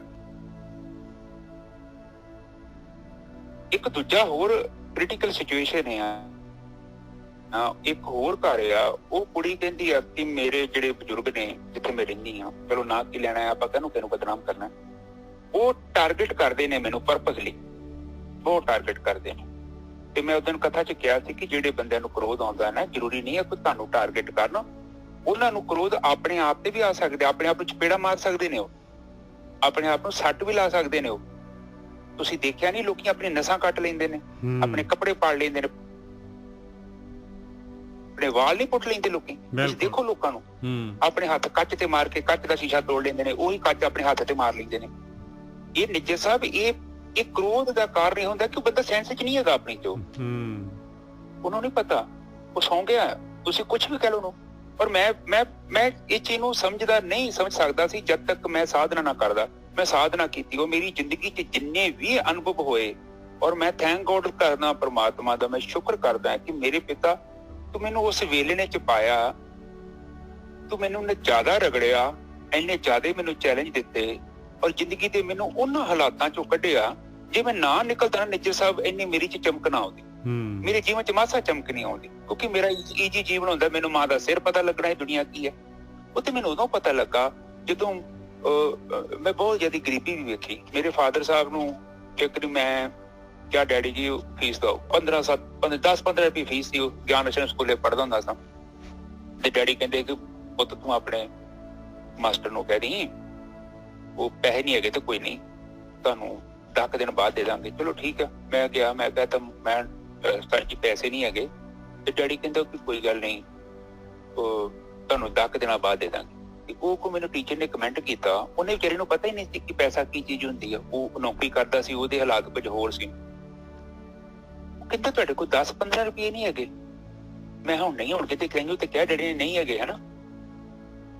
ਚਲੋ ਮੈਂ ਘਰੇ ਆਇਆ ਤੇ ਮੈਂ ਡੈਡੀ ਨੂੰ ਕਿਹਾ ਕਿ ਡੈਡੀ ਉਹ ਟੀਚਰ ਸਾਹਿਬ ਕਹਿੰਦੇ ਨੇ ਕਿ ਉਹ ਤੁਹਾਡੇ ਕੋਲ 10-15 ਰੁਪਏ ਨਹੀਂ ਹੈਗੇ। ਮਤਲਬ ਏਦਾਂ ਗੱਲ ਕਰਤੀ। ਇਹ 1990 ਦੀ ਗੱਲ ਹੈ, 92 ਦੀ ਗੱਲ। ਡੈਡੀ ਨੇ ਮੈਨੂੰ ਜਵਾਬ ਦਿੱਤਾ, ਕਹਿੰਦਾ ਚਰਨਜੀਤ ਕਈ ਵਾਰੀ ਪੁੱਛ 1 ਰੁਪਇਆ ਨਹੀਂ ਹੁੰਦਾ ਪੁੱਤ, ਇਹ ਪੈਸਾ ਵਾ। ਕਈ ਵਾਰੀ ਤੇ ਲੱਖਾਂ ਹੋਣਗੇ ਔਰ ਕਈ ਵਾਰੀ ਏਦਾਂ ਦੀ ਸਿਚੁਏਸ਼ਨ ਹੁੰਦੀ ਰੁਪਇਆ ਵੀ ਨਹੀਂ ਹੁੰਦਾ ਕਈ ਵਾਰੀ ਪੁੱਛ। ਪਰ ਮੈਂ कहता ਕਿ ਯਾਰ ਏਦਾਂ ਦੀ ਕਿਹੜੀ ਗੱਲ ਰੁਪਇਆ ਨਾ ਪੁੱਛ ਹੋਊ। ਫਿਰ ਮੈਂ ਉਸ ਸਮੇਂ ਵਿੱਚੋਂ ਉਸ ਦੌਰ ਦੇ ਵਿੱਚੋਂ ਲੰਘਿਆ, ਮੈਨੂੰ ਪਤਾ ਲੱਗਾ ਕਿ ਕਈ ਵਾਰੀ ਪੁੱਛ ਤੇ ਰੁਪਇਆ ਵੀ ਨਹੀਂ ਹੁੰਦਾ। ਪਰ ਇਹ ਨਹੀਂ ਕਿ ਰੁਪਇਆ ਨਹੀਂ ਸੀ ਤੇ ਉਹ ਚੈਲੰਜ ਨਹੀਂ ਸੀ। ਜ਼ਿੰਦਗੀ 'ਚ ਇਹੋ ਹੀ ਤੇ ਚੈਲੰਜ ਆ। ਸਾਡੇ ਲਾਗੇ ਨੇ ਇੱਕ ਆਰਾ ਵਾ, ਉਹ ਲੱਕੜਦਾਰ ਆ, ਤੇ ਮੈਂ ਕਈ ਵਾਰੀ ਵਿਹਲਾ ਹੁੰਦਾ ਤੇ ਮੈਂ ਜਾ ਕੇ ਵੇਖਦਾ ਹੁੰਦਾ। ਉਹ ਬੰਦਾ ਬਹੁਤ ਕਾਰੀਗਰ, ਉਹਨੂੰ ਦਾੜੀ ਆਰੇ ਵਾਲਾ ਕਹਿੰਦੇ ਸਨ। ਨੀਚੇ ਸਭ ਕਈ ਵਾਰੀ ਤੇ ਲੱਕੜਾਂ ਬੜੀਆਂ ਸਿੱਧੀਆਂ, ਬਹੁਤ ਹੀ ਸਾਫ਼ ਸੁਥਰੀਆਂ ਲੱਕੜਾਂ ਤੇ ਮਿੰਟੋ ਮਿੰਟ ਕੱਟ ਦੇਣੀਆਂ, ਔਰ ਕਈ ਵਾਰੀ ਵਿੰਗੀਆਂ ਟੇਢੀਆਂ ਲੱਕੜਾਂ। ਪਰ ਉਹਨੂੰ ਪਤਾ ਸੀ ਕਿ ਲੱਕੜ ਕਿੱਦਾਂ ਕੱਢਣੀ ਹੈ ਨੀਚੇ ਸਾਹਿਬ। ਬਿਲਕੁਲ। ਬਲਜੀਤ ਜੀ ਤੁਸੀਂ ਆਪਣਾ ਕੈਮਰਾ ਬੰਦ ਕਰ ਦਿਓ ਜੀ ਪਲੀਜ਼। ਬਲਜੀਤ। ਹਾਂਜੀ ਵੀਰ ਜੀ। ਹਾਂਜੀ, ਉਹਨੂੰ ਪਤਾ ਵਾ ਕਿ ਵਿੰਗੀਆਂ ਟੇਢੀਆਂ ਲੱਕੜਾਂ ਦੇ ਵਿੱਚੋਂ ਕੰਮ ਦੀ ਲੱਕੜ ਕਿੱਦਾਂ ਕੱਢਣੀ ਆ। ਇਸੇ ਹੀ ਤਰ੍ਹਾਂ ਜੀਵਨ ਆ ਔਰ ਸਾਡਾ ਜੀਵਨ ਆ। ਉਹ ਜਦੋਂ ਪਰਮਾਤਮਾ ਸਾਨੂੰ ਵਿੰਗੀ ਟੇਢੀ ਲੱਕੜ ਸੁੱਟਦਾ ਹੈ ਨਾ ਤਾਂ ਅਸੀਂ ਰੌਲਾ ਪਾਉਂਦੇ ਆ, ਉਹਨੂੰ ਕਹਿੰਦੇ ਦੁੱਖ। ਸੁੱਖ ਦੇ ਵਿੱਚ ਪਤਾ ਕੀ ਹੁੰਦਾ, ਜਦੋਂ ਸੁੱਖ ਜਾਂ ਦੁੱਖ ਸਾਡੇ ਜੀਵਨ 'ਚ ਆਇਆ ਨਾ ਤੇ ਸਾਡੇ ਮਨ ਦੇ ਵਿੱਚ ਸਵਾਲ ਆਉਂਦੇ ਨੇ। ਮਨ ਸਵਾਲ ਕਰਦਾ ਤੁਹਾਡਾ, ਤੁਸੀਂ ਵੇਖੋਗੇ ਨਾ ਸੁੱਖ ਆਊਗਾ ਤੇ ਤੁਹਾਡੇ ਮਨ 'ਚ ਸਵਾਲ ਪੈਦਾ ਹੋਣ ਕਿ ਸੁੱਖ ਕਿੱਥੋਂ ਆਇਆ। ਤੇ ਤੁਸੀਂ ਆਪਣੇ ਆਪ ਨੂੰ ਪਤਾ ਕਿੱਦਾਂ ਮਨ ਨੂੰ ਸ਼ਾਂਤ ਕਰਨਾ ਹੈ। ਤੁਸੀਂ ਕਹਿਣਾ ਕਿ ਮੈਂ ਬਹੁਤ ਮਿਹਨਤ ਕੀਤੀ ਹੈ, ਮੇਰਾ ਲੱਕ ਬੜਾ ਵਧੀਆ ਹੈ, ਮੇਰੀ ਪਰਮਾਤਮਾ ਨੇ ਮਦਦ ਕੀਤੀ ਹੈ। ਔਰ ਸਾਰਾ ਅਸੀਂ ਉਸ ਚੀਜ਼ ਨੂੰ ਕਵਰ ਕਰਦੇ ਹਾਂ ਔਰ ਮਨ ਸ਼ਾਂਤ ਹੋ ਜਾਂਦਾ ਹੈ। ਹਾਂ ਬਈ ਮੈਂ ਇੰਨੇ ਸਾਲ ਤੋਂ ਮਿਹਨਤ ਕੀਤੀ ਹੈ, ਮੈਂ ਉਹ ਕੀਤਾ, ਮੈਂ ਆਹ ਕੀਤਾ, ਚੰਗੀਆਂ ਗੱਲਾਂ, ਤੇ ਮਨ ਸ਼ਾਂਤ ਹੋ ਜਾਂਦਾ। ਹਾਂ ਬਈ ਬਿਲਕੁਲ। ਪਰ ਪ੍ਰੋਬਲਮ ਤੇ ਉਦੋਂ ਹੁੰਦੀ ਹੈ ਜਦੋਂ ਦੁੱਖ ਆਉਂਦਾ ਨਿੱਜਰ ਸਾਹਿਬ। ਫਿਰ ਉਹ ਮਨ ਨੂੰ ਸਵਾਲਾਂ ਦੇ ਜਵਾਬ ਚਾਹੀਦੇ। ਉਹ ਸਵਾਲਾਂ ਦੇ ਜਵਾਬ ਆਪਣੇ ਕੋਲ ਹੁੰਦੇ ਕੋਈ ਨਾ। ਹੁਣ ਜ਼ਿਆਦਾਤਰ ਤੇ ਆਪਾਂ ਲੋਕਾਂ ਨੂੰ ਬਲੇਮ ਕਰਨਾ ਸ਼ੁਰੂ ਕਰ ਦਿੰਦੇ ਹਾਂ। ਅਸਲ ਦੇ ਵਿੱਚ ਕਈ ਵਾਰੀ ਜਦੋਂ ਆਪਾਂ ਕਿਸੇ ਨੂੰ ਬਲੇਮ ਕਰਦੇ ਹਾਂ ਤੇ ਉਹਦਾ ਮਤਲਬ ਇਹੋ ਹੀ ਹੁੰਦਾ ਹੈ ਕਿ ਅਸੀਂ ਆਪਣੀ ਗਲਤੀ ਨੂੰ ਲੁਕਾਉਣਾ ਚਾਹੁੰਦੇ, ਦੂਜੇ ਦੇ ਸਿਰ ਤੇ ਵੀ ਮੜਨਾ ਚਾਹੁੰਦੇ। ਪਰ ਜਦ ਕਿ ਗੱਲ ਕੁਛ ਵੀ ਨਹੀਂ ਹੈ। ਜੇਕਰ ਜ਼ਿੰਦਗੀ ਦੇ ਵਿੱਚ ਦੁੱਖ ਨਹੀਂ ਆਇਆ ਤੇ ਸਮਝ ਲਓ ਕਿ ਵਿੰਗੀ ਲੱਕੜ ਨਹੀਂ ਆਈ, ਸਾਡੇ ਅੰਦਰ ਉਹ ਕੈਪੈਸਿਟੀ ਬਿਲਡ ਨਹੀਂ ਹੋਈ ਸਿਚੁਏਸ਼ਨ ਨੂੰ ਕਿੱਦਾਂ ਹੈਂਡਲ ਕਰਨਾ। ਦੇਖੋ ਬ੍ਰਹਮ ਗਿਆਨੀ ਧਰਤੀ ਤੇ ਆ ਕੇ ਕੀ ਕਰਦੇ ਨੇ? ਕੁਛ ਨਹੀਂ ਕਰਦੇ। ਉਹ ਕੇਵਲ ਚੰਦ ਲੋਕ ਹੁੰਦੇ ਨੇ। ਔਰ ਰੱਬ ਆਪਾਂ ਚੋਂ ਵੀ ਕਿਸੇ ਨੂੰ ਕੱਢੂਗਾ, ਜ਼ਰੂਰ ਕੱਢੂਗਾ, ਉਹਨੂੰ ਪਤਾ ਹੈ। ਕਿਉਂਕਿ ਪ੍ਰਮਾਤਮਾ ਨੇ ਤੇ ਆਪਣਾ ਬਿਜ਼ਨਸ ਚਾਲੂ ਕਰਨਾ ਹੈ ਨਾ। ਪ੍ਰਮਾਤਮਾ ਕਿੱਦਾਂ ਇਹ ਧਰਤੀ ਨੂੰ ਖਾਲੀ ਕਰ ਦੇਗਾ? ਗਿਆਨ ਕਿੱਥੋਂ ਆਉਣਾ ਹੈ? ਪ੍ਰਮਾਤਮਾ ਚੋਂ ਤੇ ਆਉਣਾ। ਉਹ ਐਸੇ ਮਨੁੱਖ ਧਰਤੀ ਤੇ ਭੇਜਦਾ ਹੈ, ਉਹ ਸਾਡੇ ਚੋਂ ਵੀ ਤਿਆਰ ਕਰ ਸਕਦਾ ਹੈ, ਉਹਦੀ ਮਰਜ਼ੀ। ਹੁਣ ਦੇਖੋ ਇੱਕ ਛੋਟਾ ਜਿਹਾ ਦੁਬਲਾ ਪਤਲਾ ਜਿਹਾ ਬੰਦਾ ਜਿਮ 'ਚ ਜਾਂਦਾ ਹੈ, ਇੱਕਦਮ ਦੁਬਲਾ ਪਤਲਾ, ਮੈਨੂੰ ਲੱਗਦਾ ਨਹੀਂ ਉਹ 15-20 ਕਿਲੋ ਵਜਨ ਚੁੱਕ ਸਕਦਾ। ਪਰ ਜਦੋਂ ਉਹ ਚੰਗੇ ਉਸਤਾਦ ਕੋਲ ਜਾਂਦਾ ਹੈ, ਕਹਿਣ ਤੋਂ ਭਾਵ ਇੱਕ ਟੀਚਰ ਕੋਲ ਚੱਲ ਜਾਂਦਾ ਹੈ, ਉਹ ਕਹਿੰਦਾ ਬਈ ਏਦਾਂ ਕਰ ਛੋਟੂ, ਇੱਥੇ ਤੈਨੂੰ ਨਾ ਡੇਲੀ ਆਉਣਾ ਪੈਣਾ, ਘੰਟਾ ਸਵੇਰੇ ਤੇ ਘੰਟਾ ਸ਼ਾਮੀ। ਉਹਦਾ ਨਿਯਮ ਬਣਾਉਣਾ ਪੈਂਦਾ ਨਿੱਜਰ ਸਾਹਿਬ। ਏਦਾਂ ਨੀ ਗੱਲ ਬਣਦੀ। ਉਹ ਨਿਯਮ ਉਹਨੂੰ ਫਰੇਮਵਰਕ ਦਿੰਦਾ ਹੈ, ਟਾਸਕ ਦਿੰਦਾ ਹੈ ਵੀ ਏਦਾਂ ਕਰੇ 2 ਘੰਟੇ ਤੈਨੂੰ ਘੰਟਾ 1.5 ਘੰਟਾ ਸਵੇਰੇ ਆਉਣਾ ਪਊਗਾ ਬਈ, ਤੇ ਘੰਟਾ 1.5 ਘੰਟੇ ਸ਼ਾਮੀ ਆਉਣਾ ਪਊਗਾ। ਠੀਕ ਹੈ ਜੀ। ਉਹ ਕਹਿੰਦਾ ਉਸਤਾਦ ਜੀ ਮੈਂ ਆਉਣਾ। ਉਹ ਕਹਿਣਾ ਮੰਨਦਾ, ਉਹ ਜ਼ਿਆਦਾ ਕਿੰਤੂ ਪਰੰਤੂ ਨਹੀਂ ਕਰਦਾ, ਇੰਪਲੀਮੈਂਟ ਕਰਦਾ। ਉਹ ਕਹਿੰਦਾ ਵੀ ਏਦਾਂ ਕਰ 1 ਲੀਟਰ ਦੁੱਧ ਤੂੰ ਪੀਣਾ, ਇਹ ਫਲਾਨੀਆਂ ਆਈਟਮਾਂ ਖਾਣੀਆਂ ਹੀ ਤੇ ਆਲੀਆਂ ਚੀਜ਼ਾਂ ਤੂੰ ਬਿਲਕੁਲ ਨਹੀਂ ਖਾਣੀ। ਉਹਨੇ ਕਹਿਣਾ ਜੀ ਮੈਂ ਜੀ ਸਿਗਰਟ ਪੀਂਦਾ, ਮੈਂ ਸ਼ਰਾਬ ਪੀਂਦਾ। ਉਹ ਕਹਿੰਦਾ ਇਹ ਬੰਦ ਕਰ ਦੇ। ਉਹਨੇ ਕੀ ਕਰਨਾ ਕਿ ਬੁਰੀਆਂ ਚੀਜ਼ਾਂ ਨੂੰ ਇਲੀਮੀਨੇਟ ਕਰਨਾ ਵਾ ਤੇ ਚੰਗੀਆਂ ਚੀਜ਼ਾਂ ਉਹਨੇ ਜਿਹੜੀਆਂ ਨਹੀਂ ਹੈਗੀਆਂ ਉਹਨੇ ਐਡ ਆਨ ਕਰ ਦੇਣੀਆਂ। ਬ੍ਰਹਮ ਗਿਆਨੀ ਦਾ ਕੰਮ ਇੰਨਾ ਹੀ ਹੁੰਦਾ ਵਾ, ਜ਼ਿਆਦਾ ਕੰਮ ਨਹੀਂ ਕਰਦਾ ਉਹ। ਕੇਵਲ ਥੋੜਾ ਜਿਹਾ ਤੁਹਾਡੀ ਲਾਈਫ ਦੇ ਵਿੱਚ ਚੇਂਜ ਕਰੂਗਾ। ਉਹ ਕੀ ਕਰੂਗਾ ਐਗਜ਼ੈਕਟਲੀ? ਉਹ ਤੁਸੀਂ 2-4 ਗੱਲਾਂ ਹੀ ਉਹਦੀਆਂ ਫੜ ਲਈਆਂ ਨਾ, ਬਸ ਗੁਰੂ ਗ੍ਰੰਥ ਸਾਹਿਬ ਕੀ ਨੇ, ਗੱਲਾਂ ਕਿ ਹੈਗੀਆਂ ਨੇ ਜੇ ਸਭ, ਹੋਰ ਕੀ ਉੱਥੇ ਟੁੱਟ ਕੇ ਫਾਰਮੂਲੇ। ਉਹ ਫਾਰਮੂਲੇ ਹੁਣ ਕੰਮ ਕਰੋ ਤੇ ਗੱਲਾਂ ਚੱਲਦੀ, ਲੋਭ ਤੇ ਗੱਲ ਚੱਲਦੀ। ਹੁਣ ਕਿੱਦਾਂ ਆਪਾਂ ਨੂੰ ਉਹਨੂੰ ਵੇਖਣਾ, ਕਿੱਦਾਂ ਉਹ ਵਿੰਗੀ ਲੱਕੜ ਨੂੰ ਕਿੱਦਾਂ ਹੱਲ ਕਰਨਾ ਹੈ, ਬਾਣੀ ਸਾਨੂੰ ਸਮਝਾਉਂਦੀ ਹੈ। ਇਹੋ ਤੇ ਬਾਣੀ ਹੈ ਗੁਰਬਾਣੀ। ਹੁਣ ਉਹ ਜਿਹੜਾ ਬੰਦਾ ਬਿਲਕੁਲ 5-10 ਕਿਲੋ ਵਜਨ ਨਹੀਂ ਚੁੱਕਦਾ, ਸਾਲ 1.5 ਸਾਲ ਚ ਨਿੱਜਰ ਸਾਹਿਬ ਉਹ ਬੰਦਾ ਕੁਇੰਟਲ ਵਜਨ ਚੁੱਕ ਲੈਂਦਾ ਜੀ। ਬਿਲਕੁਲ ਆਪ ਇਹਨੂੰ ਬਲੀਵ ਕਰਦੇ ਜੋ ਨਾ? ਬਿਲਕੁਲ ਸਹੀ ਹੈ ਤੇ ਬੰਦਾ ਉਹੀ ਕਿ ਬਦਲ ਗਿਆ, ਉਹੀ ਹੈ ਨਾ? ਬਿਲਕੁਲ। ਕਈ ਵਾਰੀ ਸਾਨੂੰ ਆਪਣੀ ਕੈਪੈਸਿਟੀ ਦਾ ਪਤਾ ਹੀ ਨਹੀਂ ਹੁੰਦਾ ਕਿ ਅਸੀਂ ਕਿਸੇ ਚੀਜ਼ ਦੇ ਤੁਹਾਡਾ ਬੰਦ ਲਾਇਕ ਆ, ਸਾਡੇ ਚ ਕਿੰਨੀ ਕੈਪੈਸਿਟੀ ਆ, ਅਸੀਂ ਕਿਹੜਾ ਕੰਮ ਕਰ ਸਕਦੇ ਹਾਂ। ਬਸ ਅਸੀਂ ਪਤਾ ਕੀ ਕਰਦੇ ਹਾਂ, ਅਸੀਂ ਰਿਐਕਸ਼ਨ ਹੀ ਕਰਦੇ ਹਾਂ। ਹੁਣ ਦੇਖੋ ਸਾਹਮਣੇ, ਹਾਂਜੀ ਉਹ ਤੁਹਾਡਾ ਚਲੋ ਠੀਕ ਹੈ, ਥੋੜੀ ਦੇਰ ਬੰਦ ਹੋ ਗਿਆ ਸੀ ਉਹ, ਆਵਾਜ਼ ਨਹੀਂ ਆ ਰਹੀ? ਨਹੀਂ ਆ ਰਹੀ ਹੈ, ਠੀਕ ਹੈ ਹੁਣ ਠੀਕ ਹੈ। ਹਾਂਜੀ ਹਾਂਜੀ ਹਾਂ, ਰਿਐਕਸ਼ਨ ਆਪਾਂ ਜਦੋਂ ਕਰਦੇ ਆ ਨਾ, ਰਿਐਕਸ਼ਨ ਦੇਖੋ ਹੁਣ ਇੱਕ ਸਾਹਮਣੇ ਸਾਨੂੰ ਦਿਖਿਆ ਸੱਪ। ਹੁਣ 10-15 ਬੰਦੇ ਆਪਾਂ ਸਾਰੇ ਮੰਨ ਲਓ ਆਪਾਂ 79 ਬੰਦੇ ਆ, ਜੋ ਵੀ 80 ਬੰਦੇ 90 ਬੰਦੇ ਆ, ਆਪਣੇ ਸਾਹਮਣੇ ਸੱਪ ਦਿਖਿਆ। ਹੁਣ ਤੁਸੀਂ ਆਪਣਾ ਹਿਸਾਬ ਲਾ ਲਓ, ਸੱਪ ਨੂੰ ਵੇਖ ਕੇ ਹਰ ਇੱਕ ਬੰਦੇ ਨੇ ਆਪਣਾ ਰਿਐਕਸ਼ਨ ਕਰਨਾ ਹੈ। ਉਹਦੇ ਮਨ 'ਚ ਡਰ ਬੈਠਾ, ਅੱਧੇ ਬੰਦੇ ਭੱਜ ਜਾਣਗੇ, ਹੋ ਸਕਦਾ 50% ਬੰਦੇ ਭੱਜ ਜਾਣ, 40% ਬੰਦੇ ਏਦਾਂ ਦੇ ਹੋਣਗੇ ਖਲੋਤੇ ਰਹਿਣਗੇ, ਉਹ ਸੱਪ ਦੇ ਨਾਲ ਲੜਨਗੇ ਵੀ ਔਰ ਉਹ ਤਿਆਰ ਹੋਣਗੇ। ਔਰ ਕੁਝ % ਬੰਦੇ ਹੁੰਦੇ ਨੇ, ਉਹਨਾਂ ਨੇ ਵੇਖਣਾ ਕਿ ਡੰਡਾ ਡੂੜਾ ਲਿਆ ਕੇ ਵੇਖਣਾ ਕਿ ਸੱਚੀ ਇਹ ਸੱਪ ਆ, ਕਿਤੇ ਕੁਝ ਹੋਰ ਤੇ ਨਹੀਂ। ਉਹਨੇ ਜਾ ਕੇ ਡੰਡਾ ਮਾਰ ਕੇ ਵੇਖਣਾ, ਹਨੇਰੇ ਦੇ ਪਤਾ ਲੱਗੇ ਸੱਪ ਨਹੀਂ ਹੈਗਾ, ਇਹ ਤੇ ਰਸੀ ਰੁਸੀ ਹੈ। ਨਿੱਜਰ ਸਾਹਿਬ ਗੱਲ ਇੰਨੀ ਆ। ਬਿਲਕੁਲ ਸਾਡੀ ਪਰਸੈਪਸ਼ਨ ਕੀ ਆ, ਅਸੀਂ ਚੀਜ਼ ਨੂੰ ਵੇਂਦੇ ਕਿੱਦਾਂ ਵਾ, ਅਸੀਂ ਕਿਰਿਆ ਕਿੱਦਾਂ ਕਰਦੇ ਆ, ਉਹੀ ਹੈ। ਇਹ ਜਿਹੜੀ ਕੁੜੀ ਕਹਿੰਦੀ ਹੈ ਨਾ, ਆ ਜਿਹੜੀ ਕੁੜੀ ਕਹਿੰਦੀ ਆ ਕਿ ਉਹ ਮੇਰਾ ਘਰ ਦਾ ਬੋਲਿਆ, ਦੇਖੋ ਉਹ ਬੋਲਿਆ ਵਾ, ਸੱਪ ਆ ਗਿਆ ਸਾਹਮਣੇ, ਐਕਸ਼ਨ ਕਿੱਦਾਂ ਲੈਣਾ ਹੈ? ਅਸੀਂ ਭੱਜ ਵੀ ਸਕਦੇ ਹਾਂ, ਰੌਲਾ ਵੀ ਪਾ ਸਕਦੇ ਹਾਂ, ਜਾਂ ਸਿਆਣੇ ਹੁੰਦੇ ਤੇ ਆਪਾਂ 2-4 ਮਿੰਟ ਅਬਜ਼ਰਵ ਵੀ ਕਰ ਸਕਦੇ ਹਾਂ ਕਿ ਇਹ ਸੱਪ ਹੈਗਾ, ਹਿਲਣਾ, ਇਹਨੂੰ ਹਿਲਣਾ ਚਾਹੀਦਾ ਹੈ। ਦੇਖੋ ਪਤਾ ਕੀ ਆ, ਇਹ ਸਿਚੁਏਸ਼ਨ ਏਦਾਂ ਦੀ ਹੁੰਦੀ ਆ, ਮੋਸਟਲੀ ਆਪਾਂ ਮੋਟਰ ਐਕਸ਼ਨ ਕਰਦੇ ਹਾਂ, ਸੱਪ ਵੇਖਿਆ ਭੱਜਣਾ ਸ਼ੁਰੂ ਕਰਤਾ, ਅਗਲੇ ਨੇ 2 ਗੱਲਾਂ ਕਰਤੀਆਂ, ਆਪਾਂ ਰੌਲਾ ਪਾਉਣਾ ਸ਼ੁਰੂ ਕਰਤਾ। ਜ਼ਿੰਦਗੀ ਦੇ ਵਿੱਚ ਇਹੋ ਹੀ ਹੈ ਨਿੱਜਰ ਸਾਹਿਬ, ਜੇ ਆਪਾਂ 2-4 ਮਿੰਟ ਉਸ ਚੀਜ਼ ਨੂੰ ਅਬਜ਼ਰਵ ਕਰ ਲਈਏ, ਹੋ ਸਕਦਾ ਕਈ ਵਾਰ ਬੰਦੇ ਦੇਖੋ ਹਿਊਮਨ ਨੇਚਰ ਆ, ਆਪਾਂ ਸੋਚਦੇ ਹਾਂ ਕਿ ਅਗਲਾ ਸਾਰਾ ਸੰਤ ਬਣਿਆ ਰਵੇ, ਚੁੱਪ ਕਰਕੇ ਸਾਡੇ ਲਾਗੇ ਬਵੇ, ਸਾਨੂੰ ਮਾੜਾ ਨਾ ਕੁਝ ਬੋਲੇ। ਏਦਾਂ ਨਹੀਂ ਹੋ ਸਕਦਾ।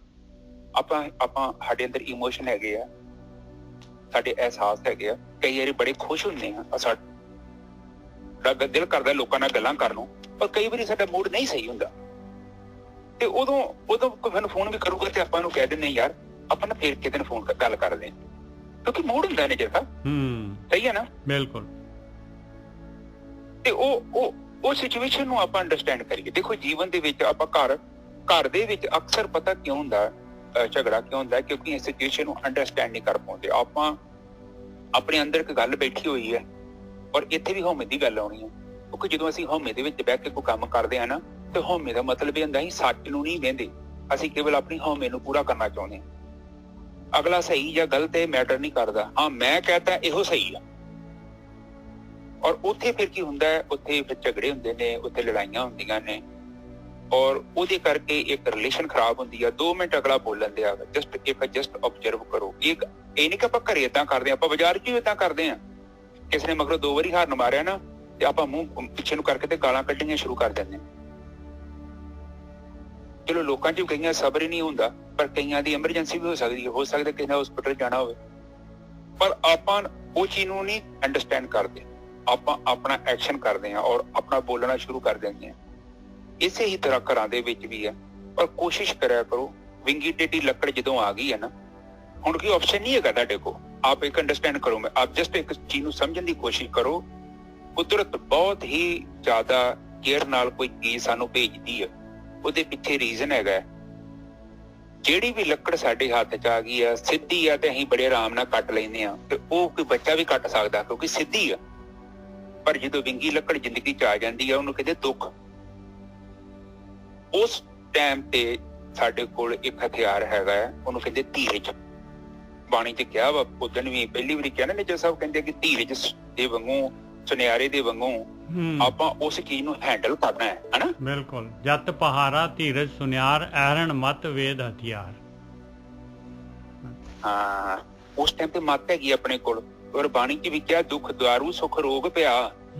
ਉਹ ਕਹਿੰਦੇ ਕਿ ਭੋਲਿਆ ਦੁੱਖ ਦਾਰੂ ਕਿਉਂ ਆ? ਕਿਉਂਕਿ ਦੁੱਖ ਜਦ ਤੱਕ ਤੇਰੀ ਜ਼ਿੰਦਗੀ ਚ ਨਹੀਂ ਆਏਗਾ ਤੈਨੂੰ ਆਪਣੇ ਤੇ ਬੇਗਾਨਿਆਂ ਦਾ ਨਹੀਂ ਉਹ ਪਤਾ ਲੱਗਣਾ। ਦੁੱਖ ਆਉਣਗੇ ਤੈਨੂੰ ਹੋਸ਼ ਆਊਗੀ। ਬਿਲਕੁਲ। ਕਿਤੇ ਤੂੰ ਗਲਤ ਤੇ ਨਹੀਂ ਤੁਰਿਆ ਜਾਣ ਦਿਆ। ਔਰ ਅਕਸਰ ਹੀ ਬੰਦਾ ਗਲਤ ਹੁੰਦਾ ਜੇ, ਕਿਉਂਕਿ ਦੁੱਖ ਦਾ ਮਤਲਬ ਇਹ ਨਹੀਂ ਹੈ ਕਿ ਦੁੱਖ ਆ। ਦੁੱਖ ਦਾ ਮਤਲਬ ਕਿ ਅਸੀਂ ਉਹ ਰੱਸੀ ਨੂੰ ਸੱਪ ਸਮਝ ਲੈਂਦੇ ਆ ਜਾਂ ਕੁਛ ਮਿਸ ਅੰਡਰਸਟੈਂਡਿੰਗ ਕਰ ਲੈਂਦੇ ਆ। ਐਕਚੁਅਲੀ ਜਿਹੜੀ ਕੁਦਰਤ ਸਾਨੂੰ ਇਗਜ਼ਾਮ ਪਾਉਂਦੀ ਹੈ। ਦੇਖੋ ਇਹ ਮਨ ਚੋਂ ਵਰਕਾ ਪਾੜ ਦੀਏ ਕਿ ਕੋਈ ਇਗਜ਼ਾਮ ਦੇ ਵਿੱਚ ਕੋਈ ਟੈਸਟ ਚ ਨਹੀਂ ਹੈਗਾ। A to Z ਜਿਹੜਾ ਬੰਦਾ ਧਰਤੀ ਦਾ ਹੈਗਾ ਨਾ, ਪੈਦਾ ਹੋ ਰਿਹਾ ਟੈਸਟ ਦੇ ਰਿਹਾ।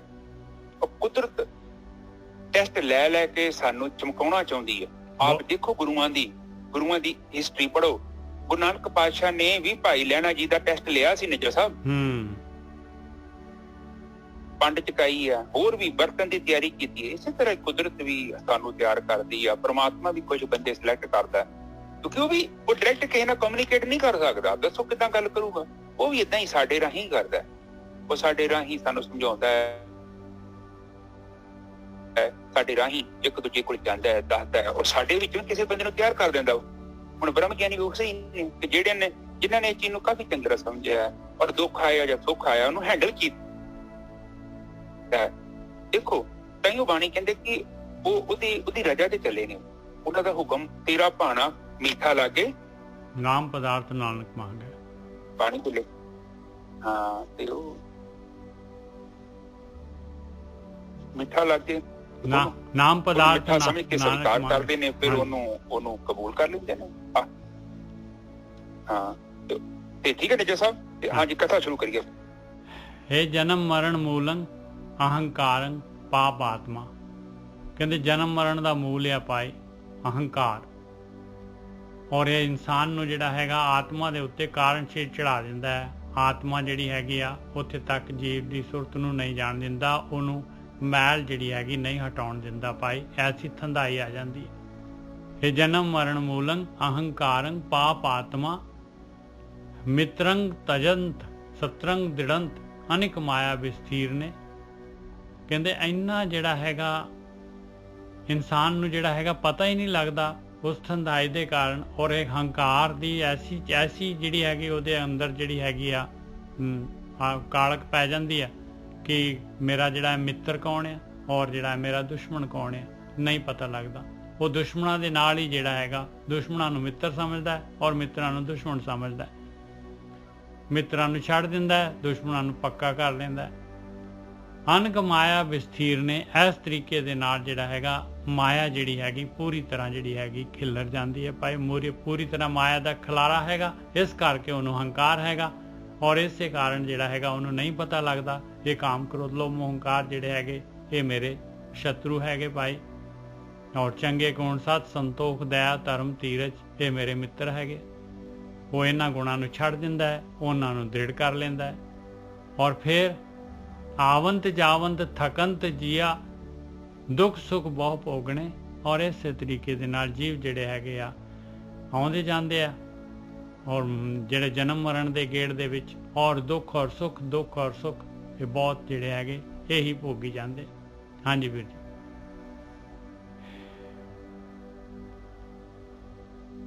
ਹਾਂਜੀ ਠੀਕ ਹੈ ਜੀ। ਸਾਧ ਸੰਗਤ ਜੀ ਇਹਦੇ ਚ ਬਾਣੀ ਆਪਾਂ ਨੂੰ ਇਹ ਸਮਝਾ ਰਹੀ ਹੈ ਕਿ ਜਿਹੜਾ ਜਨਮ ਮਰਨ ਦਾ ਮੂਲ ਕਾਰਨ ਹੈਗਾ ਹੰਕਾਰ। ਤੇ ਔਰ ਜਦੋਂ ਬੰਦਾ ਹੰਕਾਰ ਦੇ ਵਿੱਚ ਆਪਣਾ ਜੀਵਨ ਬਤੀਤ ਕਰਦਾ ਹੈ ਤੇ ਉਹ ਦੇਖ ਲਓ ਫਿਰ ਕੀ ਕਰਦਾ ਹੈ। ਉਹਨੂੰ ਸਹੀ ਗਲਤ ਨਾਲ ਮਤਲਬ ਨਹੀਂ ਹੁੰਦਾ, ਉਹਨੂੰ ਕੇਵਲ ਆਪਣੇ ਹੰਕਾਰ ਦੀ ਪੂਰਤੀ ਦੇ ਨਾਲ ਹੋਣ ਦੇ ਨਾਲ ਹੀ ਮਤਲਬ ਹੁੰਦਾ ਹੈ। ਠੀਕ ਹੈ ਜੀ ਬਿਲਕੁਲ।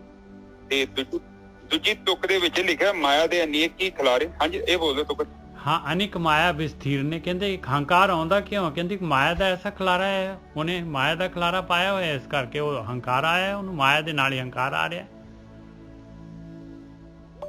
ਹਾਂ ਤੇ ਜਿਹੜਾ ਹੰਕਾਰ ਆਉਣ ਦਾ ਕਾਰਨ ਇਹੋ ਹੀ ਹੈ ਕਿ ਮਾਇਆ ਮਾਇਆ ਤੈਨੂੰ ਕਹਿ ਲੈਂਦੇ ਆ ਸੱਚ ਨੂੰ ਝੂਠ ਸਮਝ ਲੈਣਾ, ਝੂਠ ਨੂੰ ਸੱਚ ਸਮਝ ਲੈਣਾ, ਬੰਦੇ ਕੋਲ ਇੰਨੀ ਬੁੱਧੀ ਨਹੀਂ ਆ, ਇੰਨਾ ਵਿਵੇਕ ਨਹੀਂ ਆ, ਇੰਨਾ ਗਿਆਨ ਨਹੀਂ ਆ, ਉਹ ਐਕਸਰਾ ਕਰ ਸਕੇ।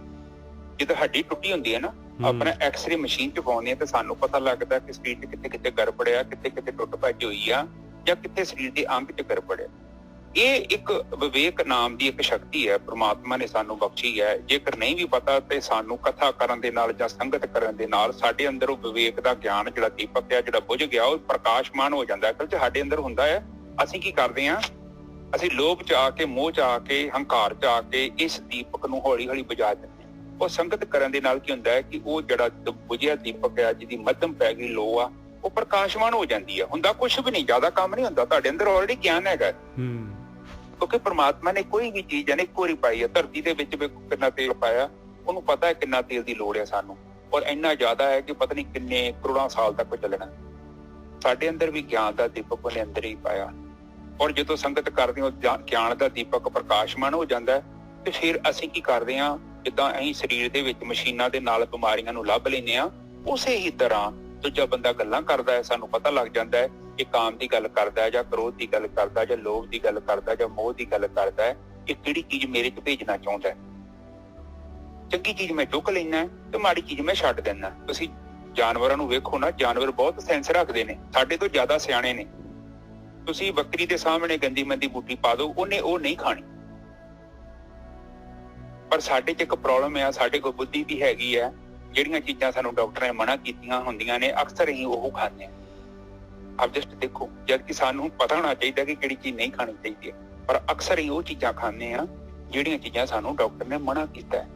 ਅਸੀਂ ਉਹ ਗੱਲਾਂ ਕਰਦੇ ਹਾਂ ਜਿਹੜੀਆਂ ਸਾਡੇ ਲਈ ਚੰਗੀਆਂ ਨਹੀਂ ਆ, ਜਿਹੜੀਆਂ ਧਰਮ 'ਚ ਮਨਾਹੀਆਂ ਕੀਤੀਆਂ ਹੋਈਆਂ ਨੇ, ਅਸੀਂ ਉਹ ਸਭ ਕੰਮ ਕਰਦੇ ਹਾਂ। ਔਰ ਇਹਦੇ ਵਿੱਚ ਵੀ ਕੀ, ਮੈਂ ਸੋਚਦਾ ਕਿ ਜਾਨਵਰ ਸਭ ਤੋਂ ਸਾਡੇ ਤੋਂ ਥੋੜਾ ਮੈਨੂੰ ਲੱਗਦਾ ਜ਼ਿਆਦਾ ਸਿਆਣਾ। ਸਾਡੇ ਕੋਲ ਸਗੋਂ ਵਿਵੇਕ ਆ, ਸਾਡੀਆਂ ਇੰਦਰੀਆਂ ਵੀ ਉਹਨਾਂ ਤੋਂ ਪਾਵਰਫੁਲ ਆ। ਪਰ ਬਾਣੀ 'ਚ ਇਹ ਵੀ ਕਿਹਾ, ਜਾਨਤ ਵੀ ਔਗਣ ਕਰੇ। ਇਹ ਨਹੀਂ ਕਿਉਂਕਿ ਉਹ ਸਾਨੂੰ ਪਤਾ ਨਹੀਂ ਹੈ, ਸਾਨੂੰ ਪਤਾ ਹੈ, ਪਰ ਸਾਨੂੰ ਉੱਥੇ ਰਸ ਆਉਂਦਾ ਹੈ, ਸਾਨੂੰ ਉੱਥੇ ਆਨੰਦ ਦੀ ਪ੍ਰਾਪਤੀ ਹੁੰਦੀ ਹੈ, ਕਿਉਂਕਿ ਸਾਡੀ ਪਹੁੰਚ ਹੈਗੀ ਆ ਇੰਦਰੀਆਂ ਦੇ ਰਾਹੀਂ ਸੁੱਖ ਨੂੰ ਪ੍ਰਾਪਤ ਕਰਨ ਦੇ ਲਈ।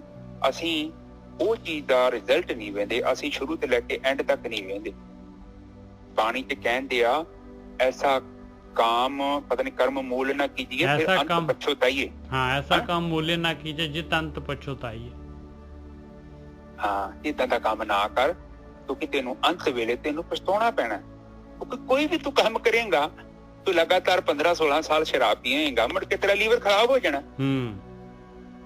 मुड़ के तू रौला पाउणा है कि लीवर ठीक करो। दिल्ली जाएगा तो भी 25-30-40 लाख रुपए लगना।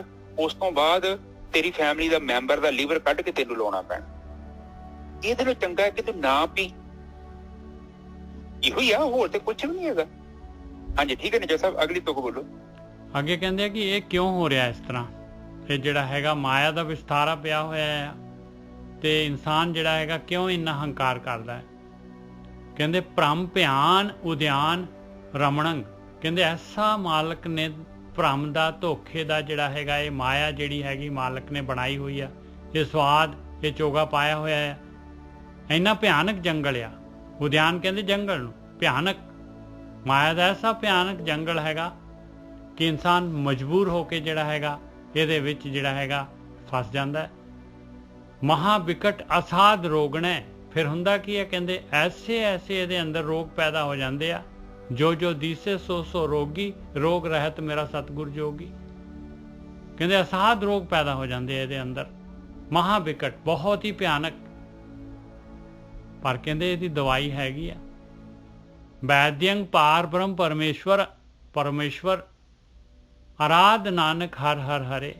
ਕਹਿੰਦੇ ਮਾਲਕ ਪਰਮਾਤਮਾ ਜਿਹਨੇ ਇਹ ਜਿਹੜਾ ਹੈਗਾ ਭਿਆਨਕ ਜੰਗਲ ਬਣਾਇਆ ਆ, ਜਿਹਦੇ ਤੋਂ ਰੋਗ ਪੈਦਾ ਹੁੰਦੇ ਆ, ਜਿਹਨੇ ਕਾਮ ਕ੍ਰੋਧ ਲੋਭ ਹੰਕਾਰ ਜਿਹੜੀ ਆਪੋਜ਼ਿਟ ਟੀਮ ਬਣਾਈ ਹੋਈ ਆ, ਉਸ ਮਾਲਕ ਨੇ ਦਵਾਈ ਵੀ ਰੱਖੀ ਹੋਈ ਹੈ ਭਾਈ। ਵੈਦਿਅੰਗ ਪਾਰ ਬ੍ਰਹਮ ਪਰਮੇਸ਼ਵਰ ਕੀ ਦਵਾਈ? ਆਰਾਧ ਨਾਨਕ ਹਰ ਹਰ ਹਰੇ। ਕਹਿੰਦੇ ਧਿਆਨ ਸਿਮਰਨ ਕਰ ਪਰਮੇਸ਼ਰ ਦਾ, ਆਹ ਦਵਾਈ ਹੈਗੀ ਆ ਭਾਈ। ਹਾਂਜੀ ਵੀਰ। ਹਾਂਜੀ, ਬਿਲਕੁਲ ਠੀਕ ਹੈ ਜੀ। ਕੁਦਰਤ ਨੇ ਇੱਕ ਪਹੇਲੀ ਪਾਈ ਹੈ, ਕਿਉਂਕਿ ਪਰਮ ਜੀਵਨ, ਪਰਮ ਆਨੰਦ ਤੱਕ ਪਹੁੰਚਣ ਦੇ ਲਈ ਇੱਕ ਟਾਸਕ ਹੈਗੀ ਹੈ। ਉਸੇ ਲਈ ਬਾਣੀ 'ਚ ਵੀ ਖਾਸ ਕਰਕੇ ਸਮਝਾਇਆ ਗਿਆ ਹੈ ਕਿ ਕਰੋੜਾਂ ਦੇ ਵਿੱਚੋਂ ਕੋਈ ਵਿਰਲਾ ਹੀ ਆਉਂਦਾ ਹੈ, ਕਿਉਂਕਿ ਜ਼ਿਆਦਾ ਲੋਕ ਇੱਧਰ ਆਉਂਦੇ ਨਹੀਂ, ਘੁੰਮਦੇ ਰਹਿੰਦੇ ਨੇ। ਉਹ ਇੱਕ ਉਹਨਾਂ ਦਾ ਇੱਕ ਜੀਵਨ ਆ। ਔਰ ਪਰ ਹੈ ਨੇ ਲੋਕ ਆਉਂਦੇ ਰਹਿੰਦੇ ਨੇ, ਚੰਗੇ ਲੋਕ ਵੀ ਹੁੰਦੇ ਨੇ ਜਿਹੜੇ ਕੋਸ਼ਿਸ਼ ਕਰਦੇ ਨੇ ਔਰ ਫਿਰ ਉਹ ਆਪਣਾ ਹੱਥ ਖੜਾ ਕਰਦੇ ਨੇ। ਪੁਰਾਣੇ ਜ਼ਮਾਨਿਆਂ 'ਚ ਤੁਸੀਂ ਵੇਖੋਗੇ ਹੁਣ ਵੀ ਹੁੰਦਾ ਸੀ। ਪਹਿਲਾਂ ਵੈਸੇ ਨਾ ਭਲਵਾਨ ਘੁੰਮਦੇ ਹੁੰਦੇ ਸੀ ਪਿੰਡਾਂ 'ਚ, ਤੇ ਉਹਨਾਂ ਨੇ ਰੁਮਾਲੀ ਚੱਕ ਲੈਣੀ, ਕਹਿਣਾ 50,000 ਦੀ ਰੁਮਾਲੀ ਆ, ਓਪਨ ਚੈਲੰਜ ਕਰ ਦੇਣਾ ਕਿ ਕੋਈ ਵੀ ਮਾਈ ਦਾ ਹੈਗਾ ਲਾਲ ਤੇ ਇੱਥੇ ਆ ਕੇ ਮੇਰੇ ਨਾਲ ਕੁਸ਼ਤੀ ਕਰ ਸਕਦਾ। ਸਹੀ ਹੈ ਨਜ਼ਰ ਸਾਹਿਬ? ਬਿਲਕੁਲ ਠੀਕ ਹੈ ਜੀ, ਬਿਲਕੁਲ ਸਹੀ ਹੈ। ਹਾਂ, ਕੁਦਰਤ ਵੀ ਏਦਾਂ ਹੀ ਕਰਦੀ ਆ। ਕੁਦਰਤ ਨੇ ਚੈਲੰਜ ਕੀਤਾ ਹੋਇਆ। ਉਹ ਕਹਿੰਦੇ ਕੋਈ ਮਾਈ ਦਾ ਲਾਲ ਹੈਗਾ, ਕੋਈ ਮਾਈ ਦਾ ਲਾਲ, ਸਾਰੇ ਨਹੀਂ, ਕੋਈ ਉੱਥੇ ਸਾਰੇ ਨਹੀਂ ਜਾਂਦੇ। ਉਹ ਭਲਵਾਨ ਬਹੁਤ ਤਕੜਾ ਵਾ, ਉਹਨੇ ਐਸਾ ਧੌਣ ਤੇ ਵੱਲ ਮਾਰਨਾ ਕਿ ਧੌਣ ਦਾ ਮਣਕਾ ਵੀ ਤੋੜ ਸਕਦਾ।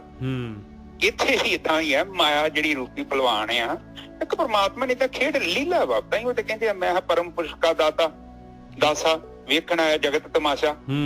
ਮੈਂ ਉਹਦਾ ਦਾਸ ਆ ਤੇ ਜਗਤ ਇੱਕ ਤਮਾਸ਼ਾ ਹੈ। ਮਤਲਬ ਕੀ ਮਾਇਆ ਪ੍ਰਪੰਚ, ਤੇ ਉਹਦੇ ਵਿੱਚ ਫਿਰ ਉਹ ਉੱਥੋਂ ਕੋਈ ਮੇਰੇ ਵਰਗਾ ਖੜਾ ਵੀ ਹੋ ਜਾਂਦਾ ਕਿ ਭਾਈ ਮੈਂ ਵੀ ਲੜਦਾ ਤੁਹਾਡੇ ਨਾਲ, 50,000 ਦਾ ਇਨਾਮ ਮਿਲ ਜੇ, ਕੀ ਪਤਾ।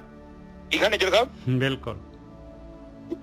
ਅਸੀਂ ਵੀ ਇੱਥੇ ਟਰਾਈ ਕਰ ਰਹੇ ਹਾਂ ਕਿ ਸਾਨੂੰ ਵੀ ਪਰਮ ਜੀਵਨ ਮਿਲ ਜੇ, ਹਨਾ?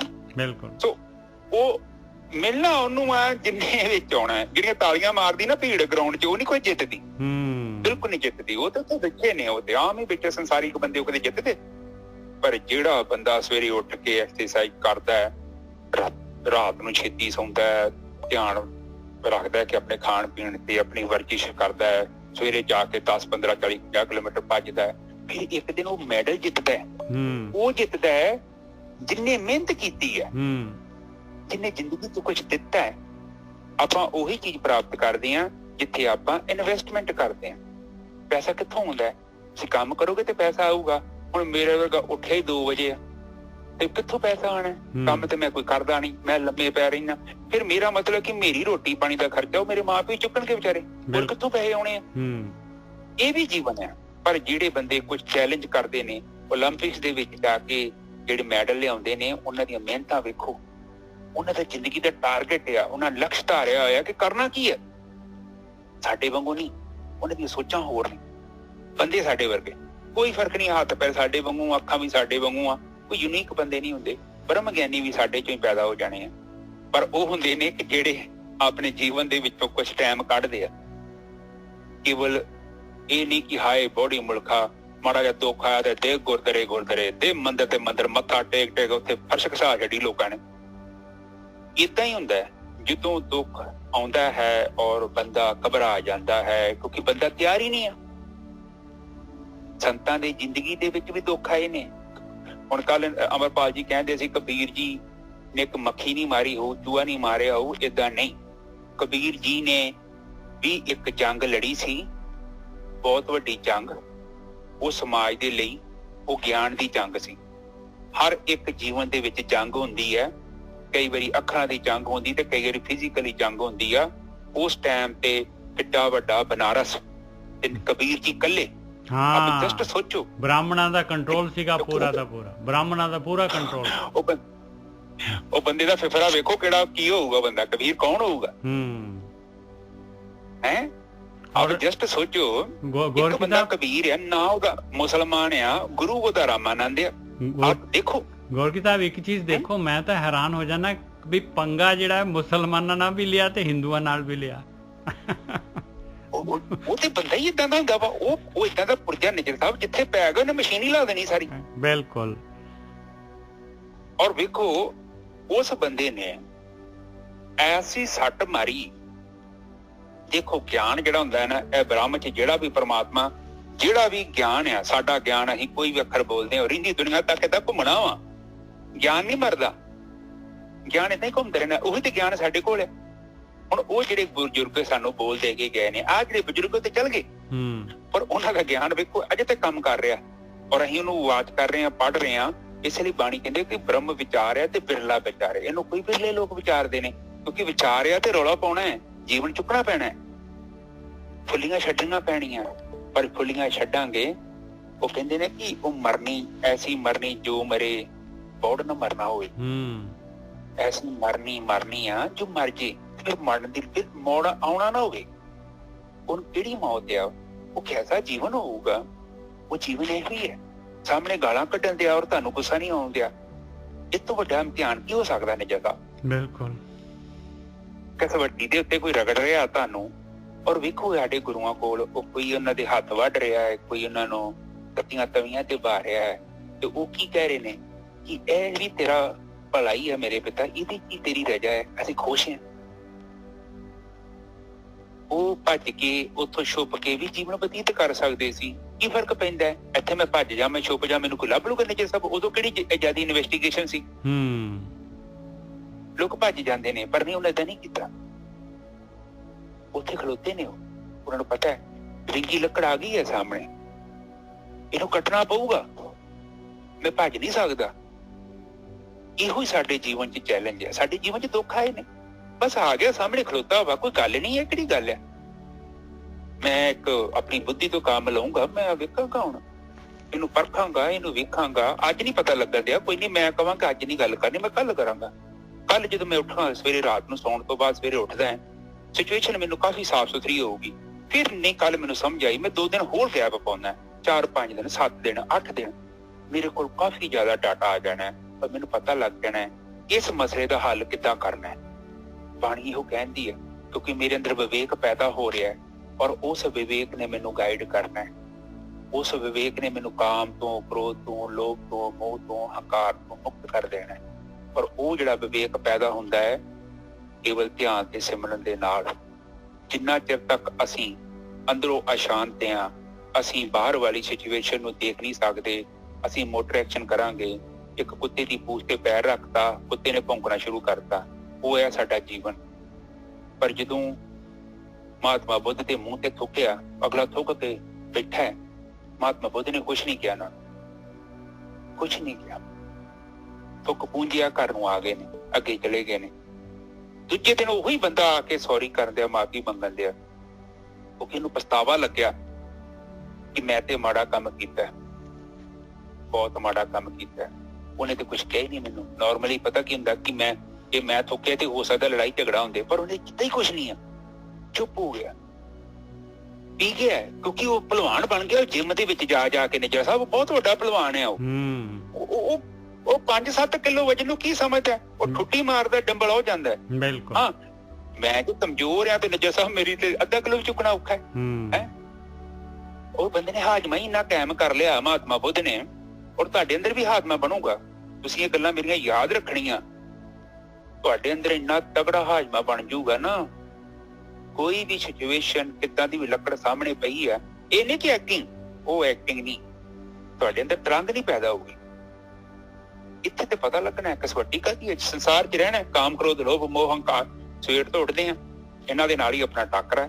ਅੱਜ ਲੜਿਆ ਮੈਂ ਕੱਲ ਫੇਰ ਲੜਾਂਗਾ, ਮੈਂ ਹੋਰ ਤਿਆਰ ਹੋ ਕੇ ਆਵਾਂਗਾ। ਐ ਨਹੀਂ ਕਿ ਇੱਕ ਦਿਨ 'ਚ ਭਲਵਾਨ ਬਣ ਜਾਂਦੇ ਨੇ ਲੋਕੀ। ਜਿਹੜਾ ਹਾਰਿਆ ਨਾ, ਉਹਨੇ ਇੱਕ ਨਾ ਇੱਕ ਦਿਨ ਨਿੱਜਰ ਸਾਹਿਬ ਜਿੱਤਣਾ ਜ਼ਰੂਰ ਆ। ਬਿਲਕੁਲ, ਹਾਰ ਦੇ ਨਾਲ ਹੀ ਤਾਂ ਜਿਹੜਾ ਹੈਗਾ ਉਹਨੂੰ ਜਿਹੜਾ ਹੈਗਾ ਉਹਨੂੰ ਗਿਆਨ ਆਉਂਦਾ ਹੈ, ਹਾਰ ਦੇ ਨਾਲ ਹੀ। ਹਾਂ, ਤੇ ਜਿਹੜਾ ਖੇਡਿਆ ਨਹੀਂ, ਉਹਨੇ ਮਾਂ ਦਾ ਸਿਰ ਜਿੱਤਣਾ। ਉਹਨੂੰ ਤੇ ਕੋਈ ਨਹੀਂ ਜਾਣਦਾ। ਇਤਿਹਾਸ ਤੇ ਫਿਰ ਉਹਨਾਂ ਦੇ ਹੀ ਬਣਦੇ ਆ ਜਿਹੜੇ ਚੈਲੰਜ ਕਰਦੇ ਨੇ ਤੇ ਜਿਹੜੇ ਕਹਿੰਦੇ ਵੀ ਅਸੀਂ ਲੜਨਾ ਚਾਹੁੰਦੇ ਆ। ਮੈਂ ਆਪ ਜੀ ਨੂੰ ਗੱਲ ਸੁਣਾਉਣਾ। ਇੱਕ ਨਾ ਮੈਂ ਪੰਜਾਬੀ ਦੀ ਅਖਬਾਰ 'ਚ ਕਹਾਣੀ ਪੜ੍ਹਦਾ ਪਿਆ, ਬੜੀ ਸ਼ਾਨਦਾਰ, ਗਾਮੇ ਪਹਿਲਵਾਨ ਦੀ ਕਹਾਣੀ। ਗਾਮਾ ਪਹਿਲਵਾਨ ਕਿਤੇ ਛੋਟਾ ਜਿਹਾ ਮੁੰਡਾ ਸੀ, ਹੌਲਾ ਜਿਹਾ, ਤੇ ਪੰਜਾਬੀ ਦੀ ਕਿਤਾਬ ਅਖਬਾਰ 'ਚ ਮੈਂ ਪੜ੍ਹ ਰਿਹਾ। ਤੇ ਉਹ ਕਿਤੇ ਮੇਲਾ ਮੂਲਾ ਵੇਖਣ ਗਿਆ, ਕਿਤੇ ਉੱਥੇ ਕੋਈ ਛੱਤਾ ਪਹਿਲਵਾਨ, ਜਿਹਦਾ ਨਾਂ ਹੀ ਛੱਤਾ ਪਹਿਲਵਾਨ ਨਿੱਜਰ ਸਾਹਿਬ। ਛੱਤਾ ਪਹਿਲਵਾਨ ਸੀ, ਏਡਾ ਪਹਿਲਵਾਨ ਸੀ, ਕਦੇ ਉਹਦੀਆਂ ਐਸੀਆਂ ਅੱਖਾਂ ਸਨ ਕਿ ਬੰਦਾ ਜਦੋਂ ਉਹਦੀਆਂ ਅੱਖਾਂ 'ਚ ਅੱਖਾਂ ਪਾ ਕੇ ਵੇਂਦਾ ਸੀ ਤੇ ਉਹ ਅੱਧੀ ਸ਼ਕਤੀ ਤਾਂ ਅੱਖਾਂ ਦੇ ਨਾਲ ਹੀ ਪੀ ਲੈਂਦਾ ਸੀ।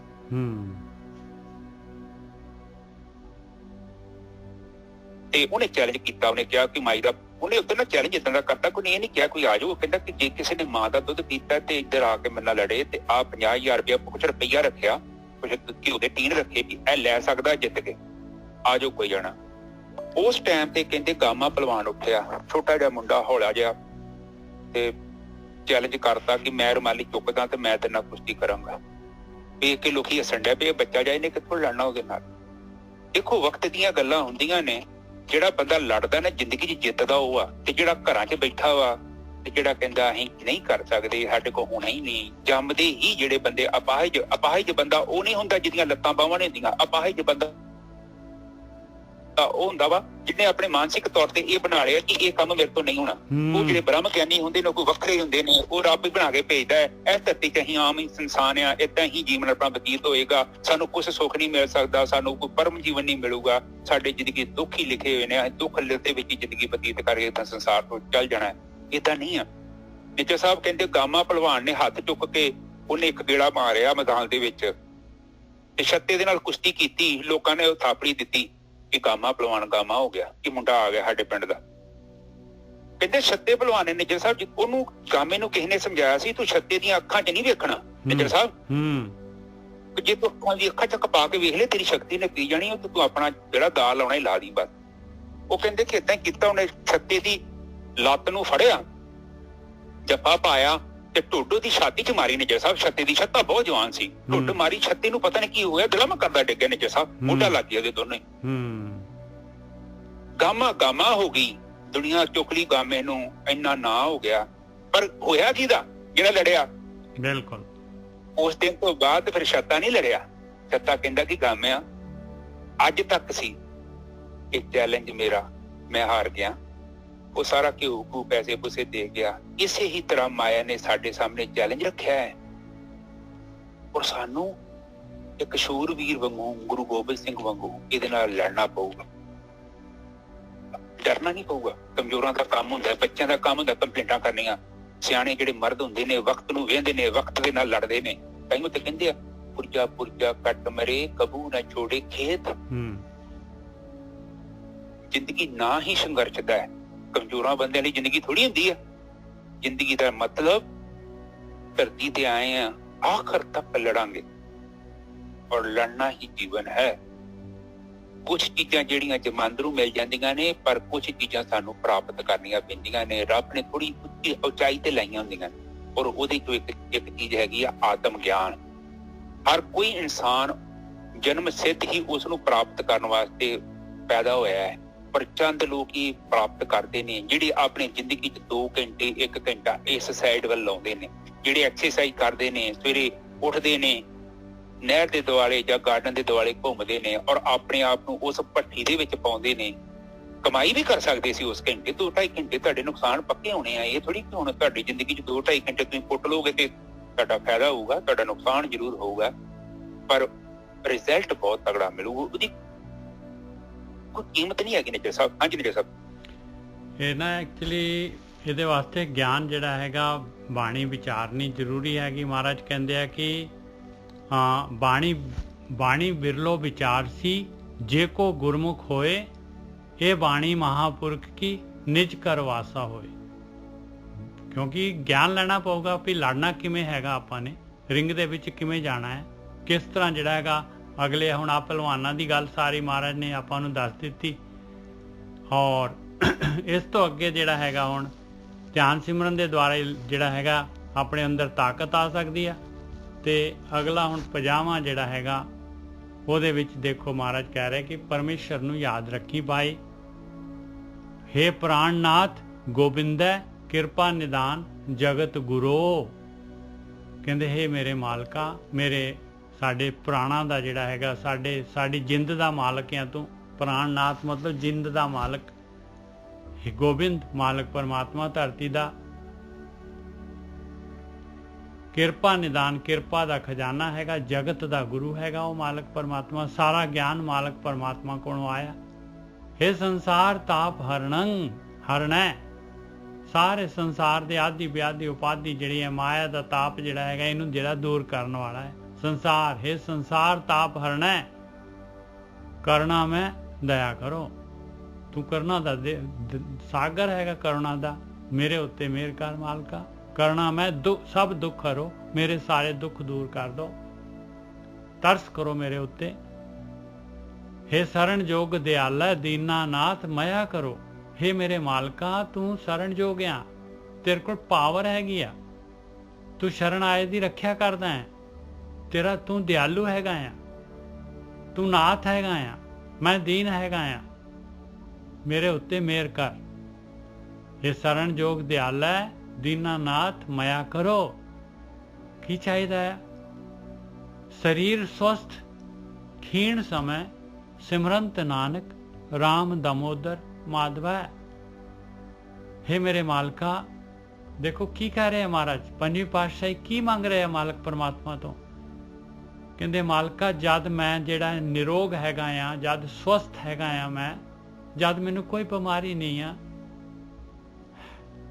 जद मैं स्वस्थ हैगा तां भी, ते जद मैं खीण हैगा, जद मैं बीमार हैगा, जद मैं कमज़ोर हैगा, जद मैं अस्वस्थ हैगा तां भी, दोनों हालात दे विच शरीर स्वस्थ ते खीण समय सिमरंत नानक राम दामोदर माधव। हे मेरे मालका, हे सारिਆਂ च रमिया होया, हे मेरे मालका, हे धरती दे मालक, माया दे पति, मैं तेरा सिमरन ना छड्डां। भावें मैनू दुख आए, भावें मैनू सुख आए, भावें मैं रोगी होवां, भावें मैं निरोग रवां, पर तेरा सिमरन जिहड़ा हैगा मैं करदे रवां। आ मेरे उत्ते मेहर कर दे मालका। हाँ जी वीर। हाँ जी विजय साहब, पहली तो बोल दो। अच्छा 1 सेकंड मैं बोलदा। हाँ जी। साध संगत जी, सब ਤੋਂ ਪਹਿਲਾਂ ਗੱਲ ਹੈ ਜੀਵਨ ਨੂੰ ਦੇਖਣ ਦਾ ਸਾਡਾ ਨਜ਼ਰੀਆ ਕੀ ਹੈ। ਅਸੀਂ ਸੱਪ ਨੂੰ ਰੱਸੀ ਦੀ ਤੌਰ ਤੇ ਸਮਝਦੇ ਹਾਂ, ਜਾਂ ਸੱਪ ਨੂੰ ਸੱਪ ਸਮਝਦੇ ਹਾਂ, ਜਾਂ ਸੱਪ ਨੂੰ ਕੋਬਰਾ ਸੱਪ ਸਮਝਦੇ ਹਾਂ। ਇਹ ਸਾਡੀ ਸੋਚ ਹੈ। ਅਸੀਂ ਜਿੱਦਾਂ ਦਾ ਮਾਈਂਡ ਸੈੱਟ ਕਰਾਂਗੇ ਉਦਾਂ ਦਾ ਹੀ ਸਾਡਾ ਜੀਵਨ ਬਣ ਜਾਣਾ। ਘਰਾਂ ਦੇ ਵਿੱਚ ਅਕਸਰ ਪ੍ਰੋਬਲਮ ਇਹ ਹੁੰਦੀ ਆ ਕਿ ਜਦੋਂ ਅਸੀਂ ਰੱਸੀ ਨੂੰ ਸੱਪ ਸਮਝ ਲੈਂਦੇ ਹਾਂ ਔਰ ਸੱਪ ਨੂੰ ਅਸੀਂ ਕੋਬਰਾ ਸੱਪ ਸਮਝ ਲੈਂਦੇ। ਕੇਵਲ ਸਾਡੀ ਸੋਚ ਉਸ ਚੀਜ਼ ਨੂੰ ਸਾਡੇ ਅੰਦਰ ਪ੍ਰੋਜੈਕਟ ਕਰਦੀ ਹੈ, ਔਰ ਜੇਕਰ ਸਾਡੇ ਕੋਲ ਵਿਵੇਕ ਨਹੀਂ ਹੈ ਉਹ ਫਿਰ ਸਾਡੀ ਸਾਰੀ ਜ਼ਿੰਦਗੀ ਦੁੱਖਾਂ ਦੇ ਨਾਲ ਹੀ ਭਰ ਜਾਏਗੀ। ਤੁਸੀਂ ਉਸ ਨੂੰ ਬਦਲ ਨਹੀਂ ਸਕਦੇ। ਉਹ ਸਾਡੀ ਸੋਚ ਹੀ ਹੈਗੀ, ਅਸੀਂ ਕਿੱਦਾਂ ਉਹਨੂੰ ਲੈਂਦੇ ਹਾਂ। ਉਹ ਬਾਣੀ ਸਾਨੂੰ ਇਹੋ ਕਹਿੰਦੀ ਵਿਵੇਕ, ਬਾਣੀ ਗੁਰੂਆਂ ਨੂੰ ਵੀ ਕਹਿੰਦੀ ਹੈ, ਪ੍ਰਮਾਤਮਾ ਕੋਈ ਮੰਗਦੇ ਆ ਤੀਜੇ ਬਹੁਤ ਵਿਵੇਕਾ।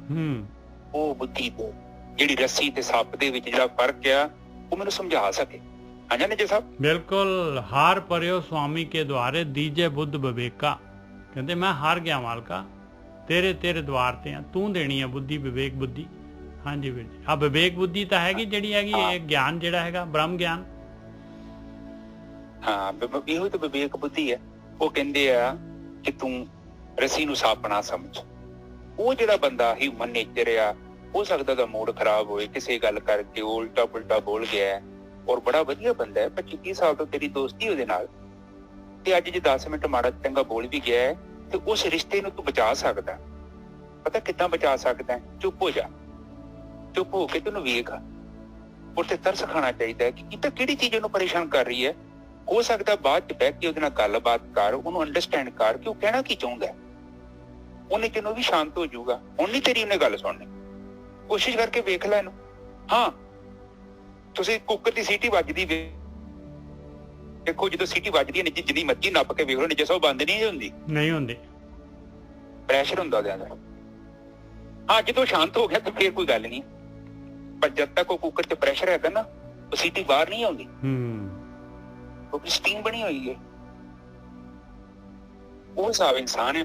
ਜਦੋਂ ਸਾਨੂੰ ਕ੍ਰੋਧ ਚੜ ਗਿਆ ਇੰਨੀ ਜ਼ਿਆਦਾ, ਉਹਨੇ ਪਤਾ ਕਿਹੜੀ એનર્ਜੀ ਲੈ ਲਈ, ਉਹਨੇ ਨਾਭੀ ਚੱਕਰ ਤੋਂ એનર્ਜੀ ਚੁੱਕੀ ਆ। ਬਹੁਤ ਪਾਵਰਫੁਲ એનર્ਜੀ ਆ ਇਹ ਜਿਹੜੀ ਆਪਾਂ ਸਾਧਨਾ ਚ ਵਰਤਦੇ ਪਏ ਆ। ਇਸੇ ਹੀ એનર્ਜੀ ਨੂੰ ਆਪਾਂ ਟਰਾਂਸਫਾਰਮ ਕੀਤਾ। ਇਹ ਜਿਹੜੀ ਇੰਦਰੀਆਂ ਦੇ ਰਾਹੀਂ ਜਿਹੜੀ ਤੁਸੀਂ ਦੇਖੋ, ਆਪਾਂ ਪਤਾ ਕਿਹੜੀ ਸਾਧਨਾ ਕਰ ਰਹੇ ਹਾਂ, ਆਪਾਂ ਨਾਮ ਦੀ ਸਾਧਨਾ ਕਰ ਰਹੇ ਹਾਂ। ਨਾਰਮਲੀ ਪਤਾ ਕਿੰਨਾ ਕਿ ਸਾਡੇ ਜਿਹੜੇ ਪ੍ਰਾਣ ਸਾਡੇ ਬ੍ਰੇਨ ਤੋਂ ਬਾਹਰ ਆਉਂਦੇ ਨੇ ਔਰ ਸਾਡੀਆਂ ਉਂਗਲਾਂ ਦੇ ਰਾਹੀਂ ਬਾਹਰ ਨਿਕਲ ਜਾਂਦੇ ਨੇ। ਇਹ ਹਰ ਇੱਕ ਬੰਦੇ ਦੀ ਸਿਚੁਏਸ਼ਨ ਆ। ਪਰ ਚੰਦ ਬੱਚੇ ਹੁੰਦੇ ਨੇ ਜਿਹੜੇ ਜ਼ਿੰਦਗੀ ਨੂੰ ਕੁਝ ਹੋਰ ਤਰੀਕੇ ਨਾਲ ਵੇਖਦੇ ਆ। ਉਹ ਕੰਮ ਵੀ ਕਰਦੇ ਆ, ਪੈਸੇ ਵੀ ਕਮਾਉਂਦੇ ਆ, ਘਰ-ਬਾਰ ਵੀ ਸਾਂਭਦੇ ਆ, ਪਰ ਅਧਿਆਤਮਿਕ ਯਾਤਰਾ ਜਾਰੀ ਰੱਖਦੇ ਆ।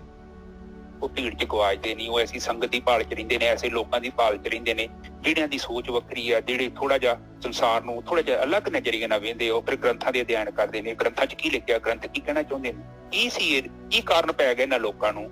ਇੰਨੀ ਦੁਨੀਆ ਬੈਠੀ ਆ, ਅਰਬਾਂ ਖਰਬਾਂ ਲੋਕੀ, ਪਰ ਇੱਥੇ 10, 15, 20 ਗ੍ਰੰਥ ਹੈਗੇ ਨੇ। ਇਹ ਕੌਣ ਲਿਖਿਆ, ਕਿਉਂ ਲਿਖਿਆ, ਕਿਉਂ ਲਿਖ ਕੇ ਗਏ ਨੇ ਸਾਨੂੰ? ਇਹ ਗਿਆਨ ਕਿੱਥੋਂ ਆਇਆ? ਇਹਨਾਂ ਦੇ ਸਵਾਲ ਕੀ ਹੈ? ਇਹ ਜਿਹੜੀ ਧਰਤੀ ਦੇਖਦੀ ਹੈ, ਬੰਦਾ ਮਰਨ ਤੋਂ ਬਾਅਦ ਕਿੱਥੇ ਜਾਂਦਾ ਹੈ, ਇਹ ਤਾਰੇ ਤੂਰੇ ਹੈ, ਸੂਰਜ ਸਾਰੇ, ਇਹ ਕੀ ਹੈ? ਇਹ ਕੀ ਹੈ? ਸਵੇਰੇ ਸੂਰਜ ਚੜ ਜਾਂਦਾ ਹੈ, ਸ਼ਾਮੀ ਡੁੱਬ ਜਾਂਦਾ ਹੈ, ਰਾਤੀ ਤਾਰੇ ਆ ਜਾਂਦੇ ਆ, ਚੰਦਰਮਾ ਆ ਜਾਂਦਾ ਹੈ। ਇਹ ਧਰਤੀ ਕੀ ਕਰਦੀ ਪਈ ਹੈ? ਇਹ ਧਰਤੀ ਨੂੰ ਕੌਣ ਕੰਟਰੋਲ ਕਰ ਰਿਹਾ ਹੈ? ਥੋੜਾ ਜਿਹਾ ਦਿਮਾਗ ਰੱਖੀਏ, ਥੋੜਾ ਜਿਹਾ ਵਿਵੇਕ ਵਰਤੀਏ ਤੇ ਪਤਾ ਲੱਗਦਾ ਹੈ ਕਿ ਕੋਈ ਸਿਸਟਮ ਹੈ, ਇਹ ਤਾਂ ਕੋਈ ਸ਼ਕਤੀ ਹੈ ਜਿਹੜੀ ਕੰਟਰੋਲ ਕਰ ਰਹੀ ਹੈ। ਕਿਉਂਕਿ ਆਪਣੇ ਆਪ ਤੇ ਕੁਝ ਨਹੀਂ ਕੰਟਰੋਲ ਹੋ ਰਿਹਾ। ਹੁਣ ਮੈਂ ਕੰਮ ਨਹੀਂ ਕਰੂੰਗਾ, ਮੇਰੇ ਘਰ ਪੈਸੇ ਕਿੱਥੋਂ ਆਉਣਗੇ ਮੇਜਰ ਸਾਹਿਬ? ਬਿਲਕੁਲ। ਇਹ ਜਿਹੜੇ ਆ ਮੀਂਹ ਮੂੰਹ ਪੈਂਦੇ ਨੇ, ਆ ਹਵਾ ਚੱਲਣ ਦੀ ਆ, ਇਹ ਕੌਣ ਹੈ? ਇਹਦੀ ਡਿਜ਼ਾਈਨਿੰਗ ਥੋੜਾ ਜਿਹਾ ਸੋਚੀਏ, ਆਪਾਂ ਥੋੜਾ ਜਿਹਾ ਵਿਵੇਕ ਰੱਖੀਏ ਕਿ ਕਿੱਥੋਂ ਇੱਕ ਕੀੜੀ ਦੇ ਵਿੱਚ ਇੰਨਾ ਸਿਸਟਮ ਕਿਹਨੇ ਫਿੱਟ ਕੀਤਾ ਹੋਇਆ ਹੈ, ਕੌਣ ਚਿੱਤਰਕਾਰ ਹੈ? ਬਿਲਕੁਲ। ਔਰ ਇਹ ਬਾਣੀ ਤੇ ਗ੍ਰੰਥਾਂ ਦੇ ਵਿੱਚ ਵੀ ਉਹ ਵਰਣਨ ਕੀਤਾ ਹੈ ਕਿ ਇੰਨੀ ਅਨੇਕ ਪ੍ਰਕਾਰ ਦੀ ਪ੍ਰਕਿਰਤੀ ਦੀ ਰਚਨਾ ਕੀਤੀ ਹੈ, ਕਿੰਨੀ ਕਿਸਮ ਦੀ ਬਨਸਪਤੀ ਕੀਤੀ ਆ, ਔਰ ਖਾਸ ਕਰਕੇ ਜੋੜੇ ਬਣਾਏ ਨੇ। ਆਪਣੀ ਸ਼ਕਲ ਵੇਖੋ ਤੁਸੀਂ, ਤੁਹਾਨੂੰ ਕਿੱਦਾਂ ਡਿਜ਼ਾਈਨਿੰਗ ਕੀਤਾ। ਮੇਰੇ ਉੱਤੇ ਵੇਖੋ ਤੇ ਦਾੜੀ ਲਾਈ ਹੈ, ਸ਼ੇਰ ਨੂੰ ਵੇਖੋ ਕਿੱਡਾ ਵੱਡਾ ਉਹਦੇ ਗਾੜੀ ਹਵਾ ਵਾਲੀ ਵਾਲ ਲਾਏ, ਸ਼ੇਰ ਦੀ ਅਲੱਗ ਡਿਜ਼ਾਈਨ ਦੀ ਬਣਾਈ ਆ, ਸ਼ੇਰ ਅਲੱਗ ਡਿਜ਼ਾਈਨ ਦਾ ਬਣਾਇਆ, ਬੰਦੇ ਨੂੰ ਅਲੱਗ ਰੂਪ ਦਿੱਤਾ ਹੈ, ਔਰਤ ਨੂੰ ਇੱਕ ਅਲੱਗ ਰੂਪ ਦਿੱਤਾ ਹੈ। ਇਹ ਡਿਜ਼ਾਈਨਰ ਕੌਣ ਹੈ? ਆਪਾਂ ਵੇਖੀਏ ਤੇ ਸਹੀ। ਪਹਿਲਾਂ ਜਿਗਿਆਸਾ ਤਾਂ ਪੈਦਾ ਹੋਵੇ। ਜਿਗਿਆਸਾ ਜਿਹੜੀ ਗ੍ਰੰਥਾਂ ਨੇ ਪੈਦਾ ਕਰਨੀ ਹੈ। ਗ੍ਰੰਥਾਂ ਨੇ ਸਾਨੂੰ ਥੋੜਾ ਠਾਉਣਾ ਹੈ ਕਿ ਚਰਨਜੀਤ ਤੂੰ ਇਹ ਪੈਸੇ ਕਮਾਈ ਜਾਂਦਾ ਹੈ, ਬੱਚੇ ਸਾਂਭੀ ਜਾਂਦਾ ਹੈ, ਉਹ ਭੁੱਲਿਆ ਇਹ ਸਮਾਂ ਤੇ ਲੰਘ ਜਾਣਾ। ਤੇਰੇ ਤੋਂ ਪਹਿਲਾਂ ਵੀ ਕੋਈ ਆ ਕੇ ਤੇ ਨਿਕਲ ਗਏ ਨੇ, ਇੱਥੇ 9 ਤੋਂ 11 ਹੋ ਗਏ ਨੇ। ਉਹ ਤੂੰ ਥੋੜਾ ਧਿਆਨ ਦੇ, ਉੱਠ। ਇਹ ਤੇਰੇ ਨੌਹਾਂ ਦਾ ਡਿਜ਼ਾਈਨ ਕਿਵੇਂ ਕੀਤਾ ਹੈ? ਇੰਨੀ ਕਿਸਮ ਦੀਆਂ ਹੱਡੀਆਂ ਤੇਰੇ ਅੰਦਰ, ਤੇ ਵੇਖਿਆ ਤੇਰੇ ਸਰੀਰ 'ਚ ਕਮੀ ਕਿਉਂ ਨਹੀਂ ਹੈਗੀ? ਕਿਤੇ ਨੋਟਿਸ ਕੀਤਾ ਤੂੰ? ਥੋੜਾ ਜਿਹਾ ਤੇਰੇ ਕੰਨ ਲੱਗੇ ਨੇ, ਕੰਨ ਦੇ ਵਿੱਚ ਇੰਨਾ ਬਰੀਕ ਪੜਦਾ ਹੈ, ਕਿੱਦਾਂ ਅੰਦਰ ਆਵਾਜ਼ ਜਾ ਰਹੀ ਹੈ, ਇੱਕੋ ਟਾਈਮ ਤੇ ਕਿੰਨੀਆਂ ਆਵਾਜ਼ਾਂ ਸੁਣ ਸਕਦਾ ਹੈ ਤੂੰ? ਤੇਰੇ ਅੰਦਰ ਕਿੰਨੀ ਕਿਸਮ ਦੀ ਮਸ਼ੀਨ ਲੱਗੀ ਹੋਈ ਹੈ, ਕਿੱਦਾਂ ਖੂਨ ਪੈਦਾ ਕਰ ਰਹੀ ਹੈ? ਇਹ ਡਿਜ਼ਾਈਨ ਕਿਹਨੇ ਕੀਤਾ ਹੈ? ਤੂੰ ਕਦੇ ਸੋਚਿਆ ਨਹੀਂ? ਥੋੜੀ ਜਿਹੀ ਜਦੋਂ ਜਿਗਿਆਸਾ ਤੇਰੇ ਅੰਦਰ ਜਾਗੇਗੀ ਤੇ ਫਿਰ ਤੂੰ ਭਾਲ ਵੀ ਕਰੇਂਗਾ ਇਹਦੇ ਮਗਰ ਕੋਈ ਸ਼ਕਤੀ ਤੇ ਨਹੀਂ। ਇਹ ਜਿਹੜਾ ਮਰਨ ਜੰਮਣ ਦੇ ਗੇੜੇ ਦੇ ਵਿੱਚ ਕੋਈ ਪਿੱਛੇ ਵੀ ਕੋਈ ਬੈਠਾ ਹੋਇਆ, ਕੌਣ ਹੈ? ਜੇ ਜਿਗਿਆਸਾ ਜਾਗੇਗੀ ਫਿਰ ਆਪਾਂ ਉਹਦੀ ਭਾਲ ਵੀ ਤੇ ਕਰਾਂਗੇ। ਜੇ ਆਪਾਂ ਕਵਾਂਗੇ ਪੈਸੇ ਕਮਾ ਲਿਆ, ਕੋਠੀ ਭਾਲੀ, ਮੇਰੇ ਦਾ ਗੱਡੀ 'ਚ ਘੁੰਮ ਕੇ ਆਪਣੇ ਨੂੰ ਪੂਰਾ ਸਟੀਅਰਿੰਗ ਤੇ ਹੱਥ ਫੇਰੀ ਜਾਣ ਦਿਆ, ਉਹਦਾ ਕਿੱਥੋਂ ਪਤਾ ਲੱਗਣਾ? ਔਰ ਬਾਅਦ ਵਿੱਚ ਜਿਹੜਾ ਛੱਡ ਕੇ ਚਲਾ ਗਿਆ, ਬਸ ਗੱਡੀ ਗੁੱਡੀ ਸਾਰਾ ਕੁਝ ਛੱਡ ਕੇ, ਸਰੀਰ ਵੀ ਗੱਡੀ ਜਿਹੜੀ ਹੈਗੀ ਉਹ ਵੀ ਛੱਡ ਕੇ ਚਲਾ ਗਿਆ, ਕਾਰਵਾਈ ਖਤਮ ਹੋ ਗਈ। ਹਾਂ, ਫਿਰ ਤੇ ਕਹਿੰਦੇ ਸਰੀਰ ਨੂੰ ਚੁੱਕ ਲਓ, ਇਹ ਸਰੀਰ ਦਾ ਇਸ਼ਨਾਨ ਕਰਾ ਦਿਓ, ਇਸ ਸਰੀਰ ਨੂੰ ਲੈ ਜਾਓ। ਉਹ ਚਰਨਜੀਤ ਕਹਿੰਦੇ ਨਹੀਂ, ਉਹ ਕਹਿੰਦੇ ਚਰਨਜੀਤ ਨਿਕਲ ਗਿਆ ਵਿੱਚੋਂ। ਆਪਣੇ ਬਜ਼ੁਰਗ ਇਹ ਨਹੀਂ ਕਹਿੰਦੇ ਇਹ ਸਰੀਰ ਨੂੰ ਨਾ ਇਸ਼ਨਾਨ ਕਰਾ ਦਿਓ, ਇਹ ਸਰੀਰ ਨੂੰ ਇਹਦਾ ਸ਼ਮਸ਼ਾਨ ਘਾਟ ਲੈ ਜੀ। ਹੁਣ ਚਰਨਜੀਤ ਨਹੀਂ ਕਹਿੰਦੇ, ਲੋਥ ਕਹਿੰਦੇ, ਲੋਥ ਸਰੀਰ ਹੈ, ਲੋਥ। ਹਾਂ, ਲੋਥ ਚੱਕ ਲੋ ਕਹਿੰਦੇ। ਹਾਂ, ਇਹਦਾ ਮਤਲਬ ਚਰਨਜੀਤ ਕੁਝ ਹੋ ਰਿਹਾ ਦੇ ਅੰਦਰ, ਉਹ ਮਸ਼ੀਨ ਨੂੰ ਵਰਤਣ ਦਿਆ, ਔਰ ਜਿਹਦੀ ਜਰਨੀ ਸਟਾਰਟ ਹੋਣੀ ਹੈ ਇਹ ਸਰੀਰ ਤੋਂ ਬਾਅਦ ਉਹਨੇ ਫਿਰ ਤੁਰੇ ਜਾਣਾ ਵਾ। ਚਰਨਜੀਤ ਇਹ ਨਹੀਂ ਕਿ ਇੱਥੇ ਖਤਮ ਹੋ ਗਿਆ, ਗੱਲ ਖਤਮ ਨਹੀਂ ਹੋਈ। ਤੁਸੀਂ ਦੇਖੋ ਨਾ, ਇੱਕ ਵਾਰੀ ਸੂਰਜ ਚੜ ਕੇ ਬੰਦ ਥੋੜੀ ਹੋ ਗਿਆ ਵਾ, ਹਰ ਦਿਨ ਚੜੀ ਜਾਂਦਿਆ ਵਾ। ਬਿਲਕੁਲ, ਪਾਣੀ ਉਹੀ ਹੈ, ਸਮੁੰਦਰ ਦਾ ਪਾਣੀ ਪਹਾੜਾਂ ਤੇ ਜਾਂਦਾ ਹੈ, ਬਰਫ਼ ਬਣਦਾ ਹੈ ਸਾਰੇ ਸਾਲ, ਫਿਰ ਵਾਪਸ ਤੁਰਿਆ ਆਉਂਦਾ, ਔਰ ਫਿਰ ਪਾਣੀ ਵਾਪਸ। ਧੂਏ ਤੋਂ ਆਕਸੀਜਨ, ਆਕਸੀਜਨ ਦਾ ਧੂਆਂ, ਇਹ ਸਭ ਸਰਕਲ ਆ, ਸਭ ਘੁੰਮ ਰਿਹਾ। ਔਰ ਇਹ ਚੀਜ਼ ਨੂੰ ਦੇਖੋਗੇ ਤੁਸੀਂ, ਸੀਜ਼ਨਲ ਹੈ, ਕੰਮ ਚੱਲਣ ਦਿਆ ਨੇਜਰ ਸਾਹਿਬ। ਹਾਂਜੀ, ਬਸ ਗੁਰਕੀ ਸਾਹਿਬ ਅੱਜ ਦਾ ਇੱਥੇ ਹੀ ਰੱਖਦੇ ਹਾਂ ਆਪਾਂ ਇਹ ਸ਼ਲੋਕ ਨੂੰ। ਥੋੜਾ ਜਿਹਾ ਆਪਾਂ ਨੇ ਵੀ ਸਰੀਰ ਸਵਸਥ ਖੀਣ ਸਮੇਂ ਸਿਮਰੰਤ ਨਾਨਕ ਰਾਮ ਦਾਮੋਦਰ ਮਾਧਵੈ, ਹੇ ਸਰਣ ਜੋਗ ਦਿਆਲੈ ਦੀਨਾਨਾਥ ਮਾਇਆ ਕਰੋ। ਹੇ ਮੇਰੇ ਮਾਲਕਾ, ਤੂੰ ਮੇਰੇ ਪ੍ਰਾਣਾਂ ਦਾ ਮਾਲਕ ਹੈ, ਤੂੰ ਮੇਰੇ ਸਾਰਾ ਕੁਛ ਜਿਹੜਾ ਹੈਗਾ ਤੂੰ ਮੈਨੂੰ ਦਿੱਤਾ ਆ, ਤੂੰ ਤੇਰੇ ਕੋਲ ਪਾਵਰ ਹੈਗੀ, ਤੂੰ ਮੇਰੇ ਦੁੱਖ ਦੂਰ ਕਰ ਸਕਦਾ ਹੈ, ਤੂੰ ਤਰਸਯੋਗ ਹੈਗਾ, ਮੇਰੇ ਉੱਤੇ ਮਿਹਰ ਕਰ ਮਾਲਕਾ। ਮੈਂ ਜਿਹੜਾ ਹੈਗਾ ਜਦ ਮੈਂ ਸਵਸਥ ਹੈ ਤਾਂ ਵੀ ਮੈਂ ਤੈਨੂੰ ਨਾ ਭੁੱਲਾਂ, ਤੇ ਜਦ ਮੈਂ ਜਿਹੜਾ ਹੈਗਾ ਅਸਵਸਥ ਹੁੰਦਾ ਆ ਤੇ ਤਾਂ ਵੀ ਮੈਂ ਤੈਨੂੰ ਨਾ ਭੁੱਲਾਂ। ਬਸ ਹੇ ਮੇਰੇ ਮਾਲਕਾ, ਮੇਰੇ ਉੱਤੇ ਮਿਹਰ ਕਰ। ਹਾਂਜੀ ਵੀਰ ਜੀ। ਹਾਂਜੀ, ਸਾਧ ਸੰਗਤ ਜੀ, ਲਾਸਟ ਚ ਗੁਰੂ ਜੀ ਸਾਨੂੰ ਇਹ ਸਮਝਾ ਰਹੇ ਨੇ ਕਿ ਜੇ ਮੈਂ ਤੰਦਰੁਸਤ ਹਾਂ ਤੇ ਤਾਂ ਵੀ ਤੈਨੂੰ ਮੈਂ ਯਾਦ ਕਰਾਂ। ਮੈਨੂੰ ਪਤਾ ਲੱਗਦਾ ਰਵੇ ਕਿ ਮੇਰੇ ਜੀਵਨ ਦਾ ਮਕਸਦ ਕੀ ਹੈ। ਮੈਂ ਇਹ ਨਾ ਹੋਵੇ ਕਿ ਸੁੱਖ ਆਵੇ ਤੈਨੂੰ ਭੁੱਲ ਜਾ। ਬਿਲਕੁਲ, ਪਰ ਅਕਸਰ ਸੁੱਖ ਚ ਭੁੱਲ ਜਾਂਦਾ ਜੀ। ਇਸੇ ਲਈ ਬਾਣੀ ਚ ਕਿਹਾ, ਸੁੱਖ ਦੁੱਖ ਦਾਰੂ, ਸੁੱਖ ਰੋਗ ਪਿਆ। ਸੁੱਖ ਰੋਗ ਹੈ, ਸੁੱਖ ਕੀ ਕਰ ਕਿਤੇ ਸੌਂ ਜਾ, ਹੁਣ ਉੱਠੀ ਨਾ, ਕੋਈ ਫਰਕ ਨਹੀਂ ਪੈਂਦਾ, ਸੌਂ। ਪਰ ਬਾਣੀ ਕਹਿੰਦੀ ਉੱਠਣਾ ਪਊਗਾ, ਕੁਛ ਕਰਨਾ ਪਊਗਾ। ਜਿਹੜਾ ਕੁਛ ਕਰੇਗਾ ਤਾਂ ਪੱਲਾ ਮਾਰੇਗਾ ਤੇ ਤੈਨੂੰ ਆਪੇ ਗਿਆਨ ਹੋ ਜਾਣਾ, ਤੈਨੂੰ ਪਤਾ ਲੱਗ ਜਾਣਾ ਤੂੰ ਕਿੱਥੇ ਜਾਣਾ। ਤੇ ਜੇ ਤੂੰ ਸੁੱਖ ਦੇ ਵਿੱਚ ਸੁੱਤਾ ਰਹਿ ਗਿਆ, ਉਹ ਤੇਰੀ ਜ਼ਿੰਦਗੀ ਜਿਹੜੀ ਏਦਾਂ ਹੀ ਲੰਘ ਜਾਣੀ ਹੈ। ਔਰ ਜਿਹੜਾ ਤੂੰ ਕੰਮ ਕਰਨਾ ਸੀ ਉਹ ਤੇਰੇ ਤੋਂ ਰਹਿ ਜਾਣਾ, ਫਿਰ ਪਤਾ ਨਹੀਂ ਕੀ ਹੋਣਾ ਹੈ। ਯਾਤਰਾ ਚੱਲਦੀ ਰਹਿਣੀ ਹੈ, ਇਸੇ ਤਰ੍ਹਾਂ ਹੀ ਚੱਲਦਾ ਨੇ ਜੀਵਨ ਚ। ਹਰ ਕੋਈ ਬੰਦਾ ਇੱਕ ਮੁਸਾਫਰ ਖਾਨਾ ਹੈ, ਇੱਕ ਦੁਨੀਆ ਹੈ। ਕੋਈ ਅੱਜ ਤੁਰਿਆ, ਕੋਈ ਕੱਲ ਤੁਰਿਆ, ਏਦਾਂ ਹੀ ਦੁਨੀਆ ਤੁਰੀ ਜਾਣੀ ਹੈ। ਕੋਈ ਆ ਗਿਆ, ਕੋਈ ਚਲਾ ਗਿਆ। ਇੱਕ ਪ੍ਰਕਿਰਤੀ ਏਦਾਂ ਹੀ ਚਲਾਉਂਦੀ ਹੈ।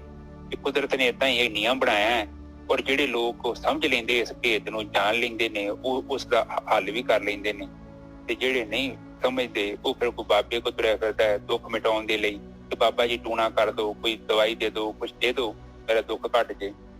ਪਰ ਉਹ ਗੁਰੂ ਨਾਨਕ ਦੇਵ ਜੀ ਨੇ ਤੇ ਇਹੋ ਕਿਹਾ ਸੀ, ਜੋ ਜੋ ਦੀਸੇ ਸੋ ਸੋ ਰੋਗੀ, ਰੋਗ ਰਹਿਤ ਮੇਰਾ ਸਤਿਗੁਰ ਜੋਗੀ। ਇਸੇ ਪਾਤਸ਼ਾਹੀ ਦਾ ਹੈ ਗੁਰਕੀ ਤੇਰੇ ਦਾ, ਦੁੱਖਾਂ ਦਾ।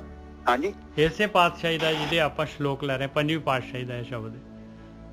ਅੱਛਾ ਹਾਂ, ਪੰਜਵੀਂ ਪਾਤਸ਼ਾਹੀ ਦਾ ਕਹਿੰਦੇ ਜੋ ਜੋ ਦੀਸੇ ਸੋ ਸੋ ਰੋਗੀ। ਕਹਿੰਦੇ ਕਿ ਜਿਹੜਾ ਵੀ ਦਿਖਦਾ ਰੋਗੀ ਹੈ ਤੇ ਰੋਗ ਰਹਿਤ ਮੇਰਾ ਸਤਿਗੁਰ ਜੋਗੀ, ਉਹਦੇ ਕੋਲ ਜਾਣਾ ਪਊਗਾ।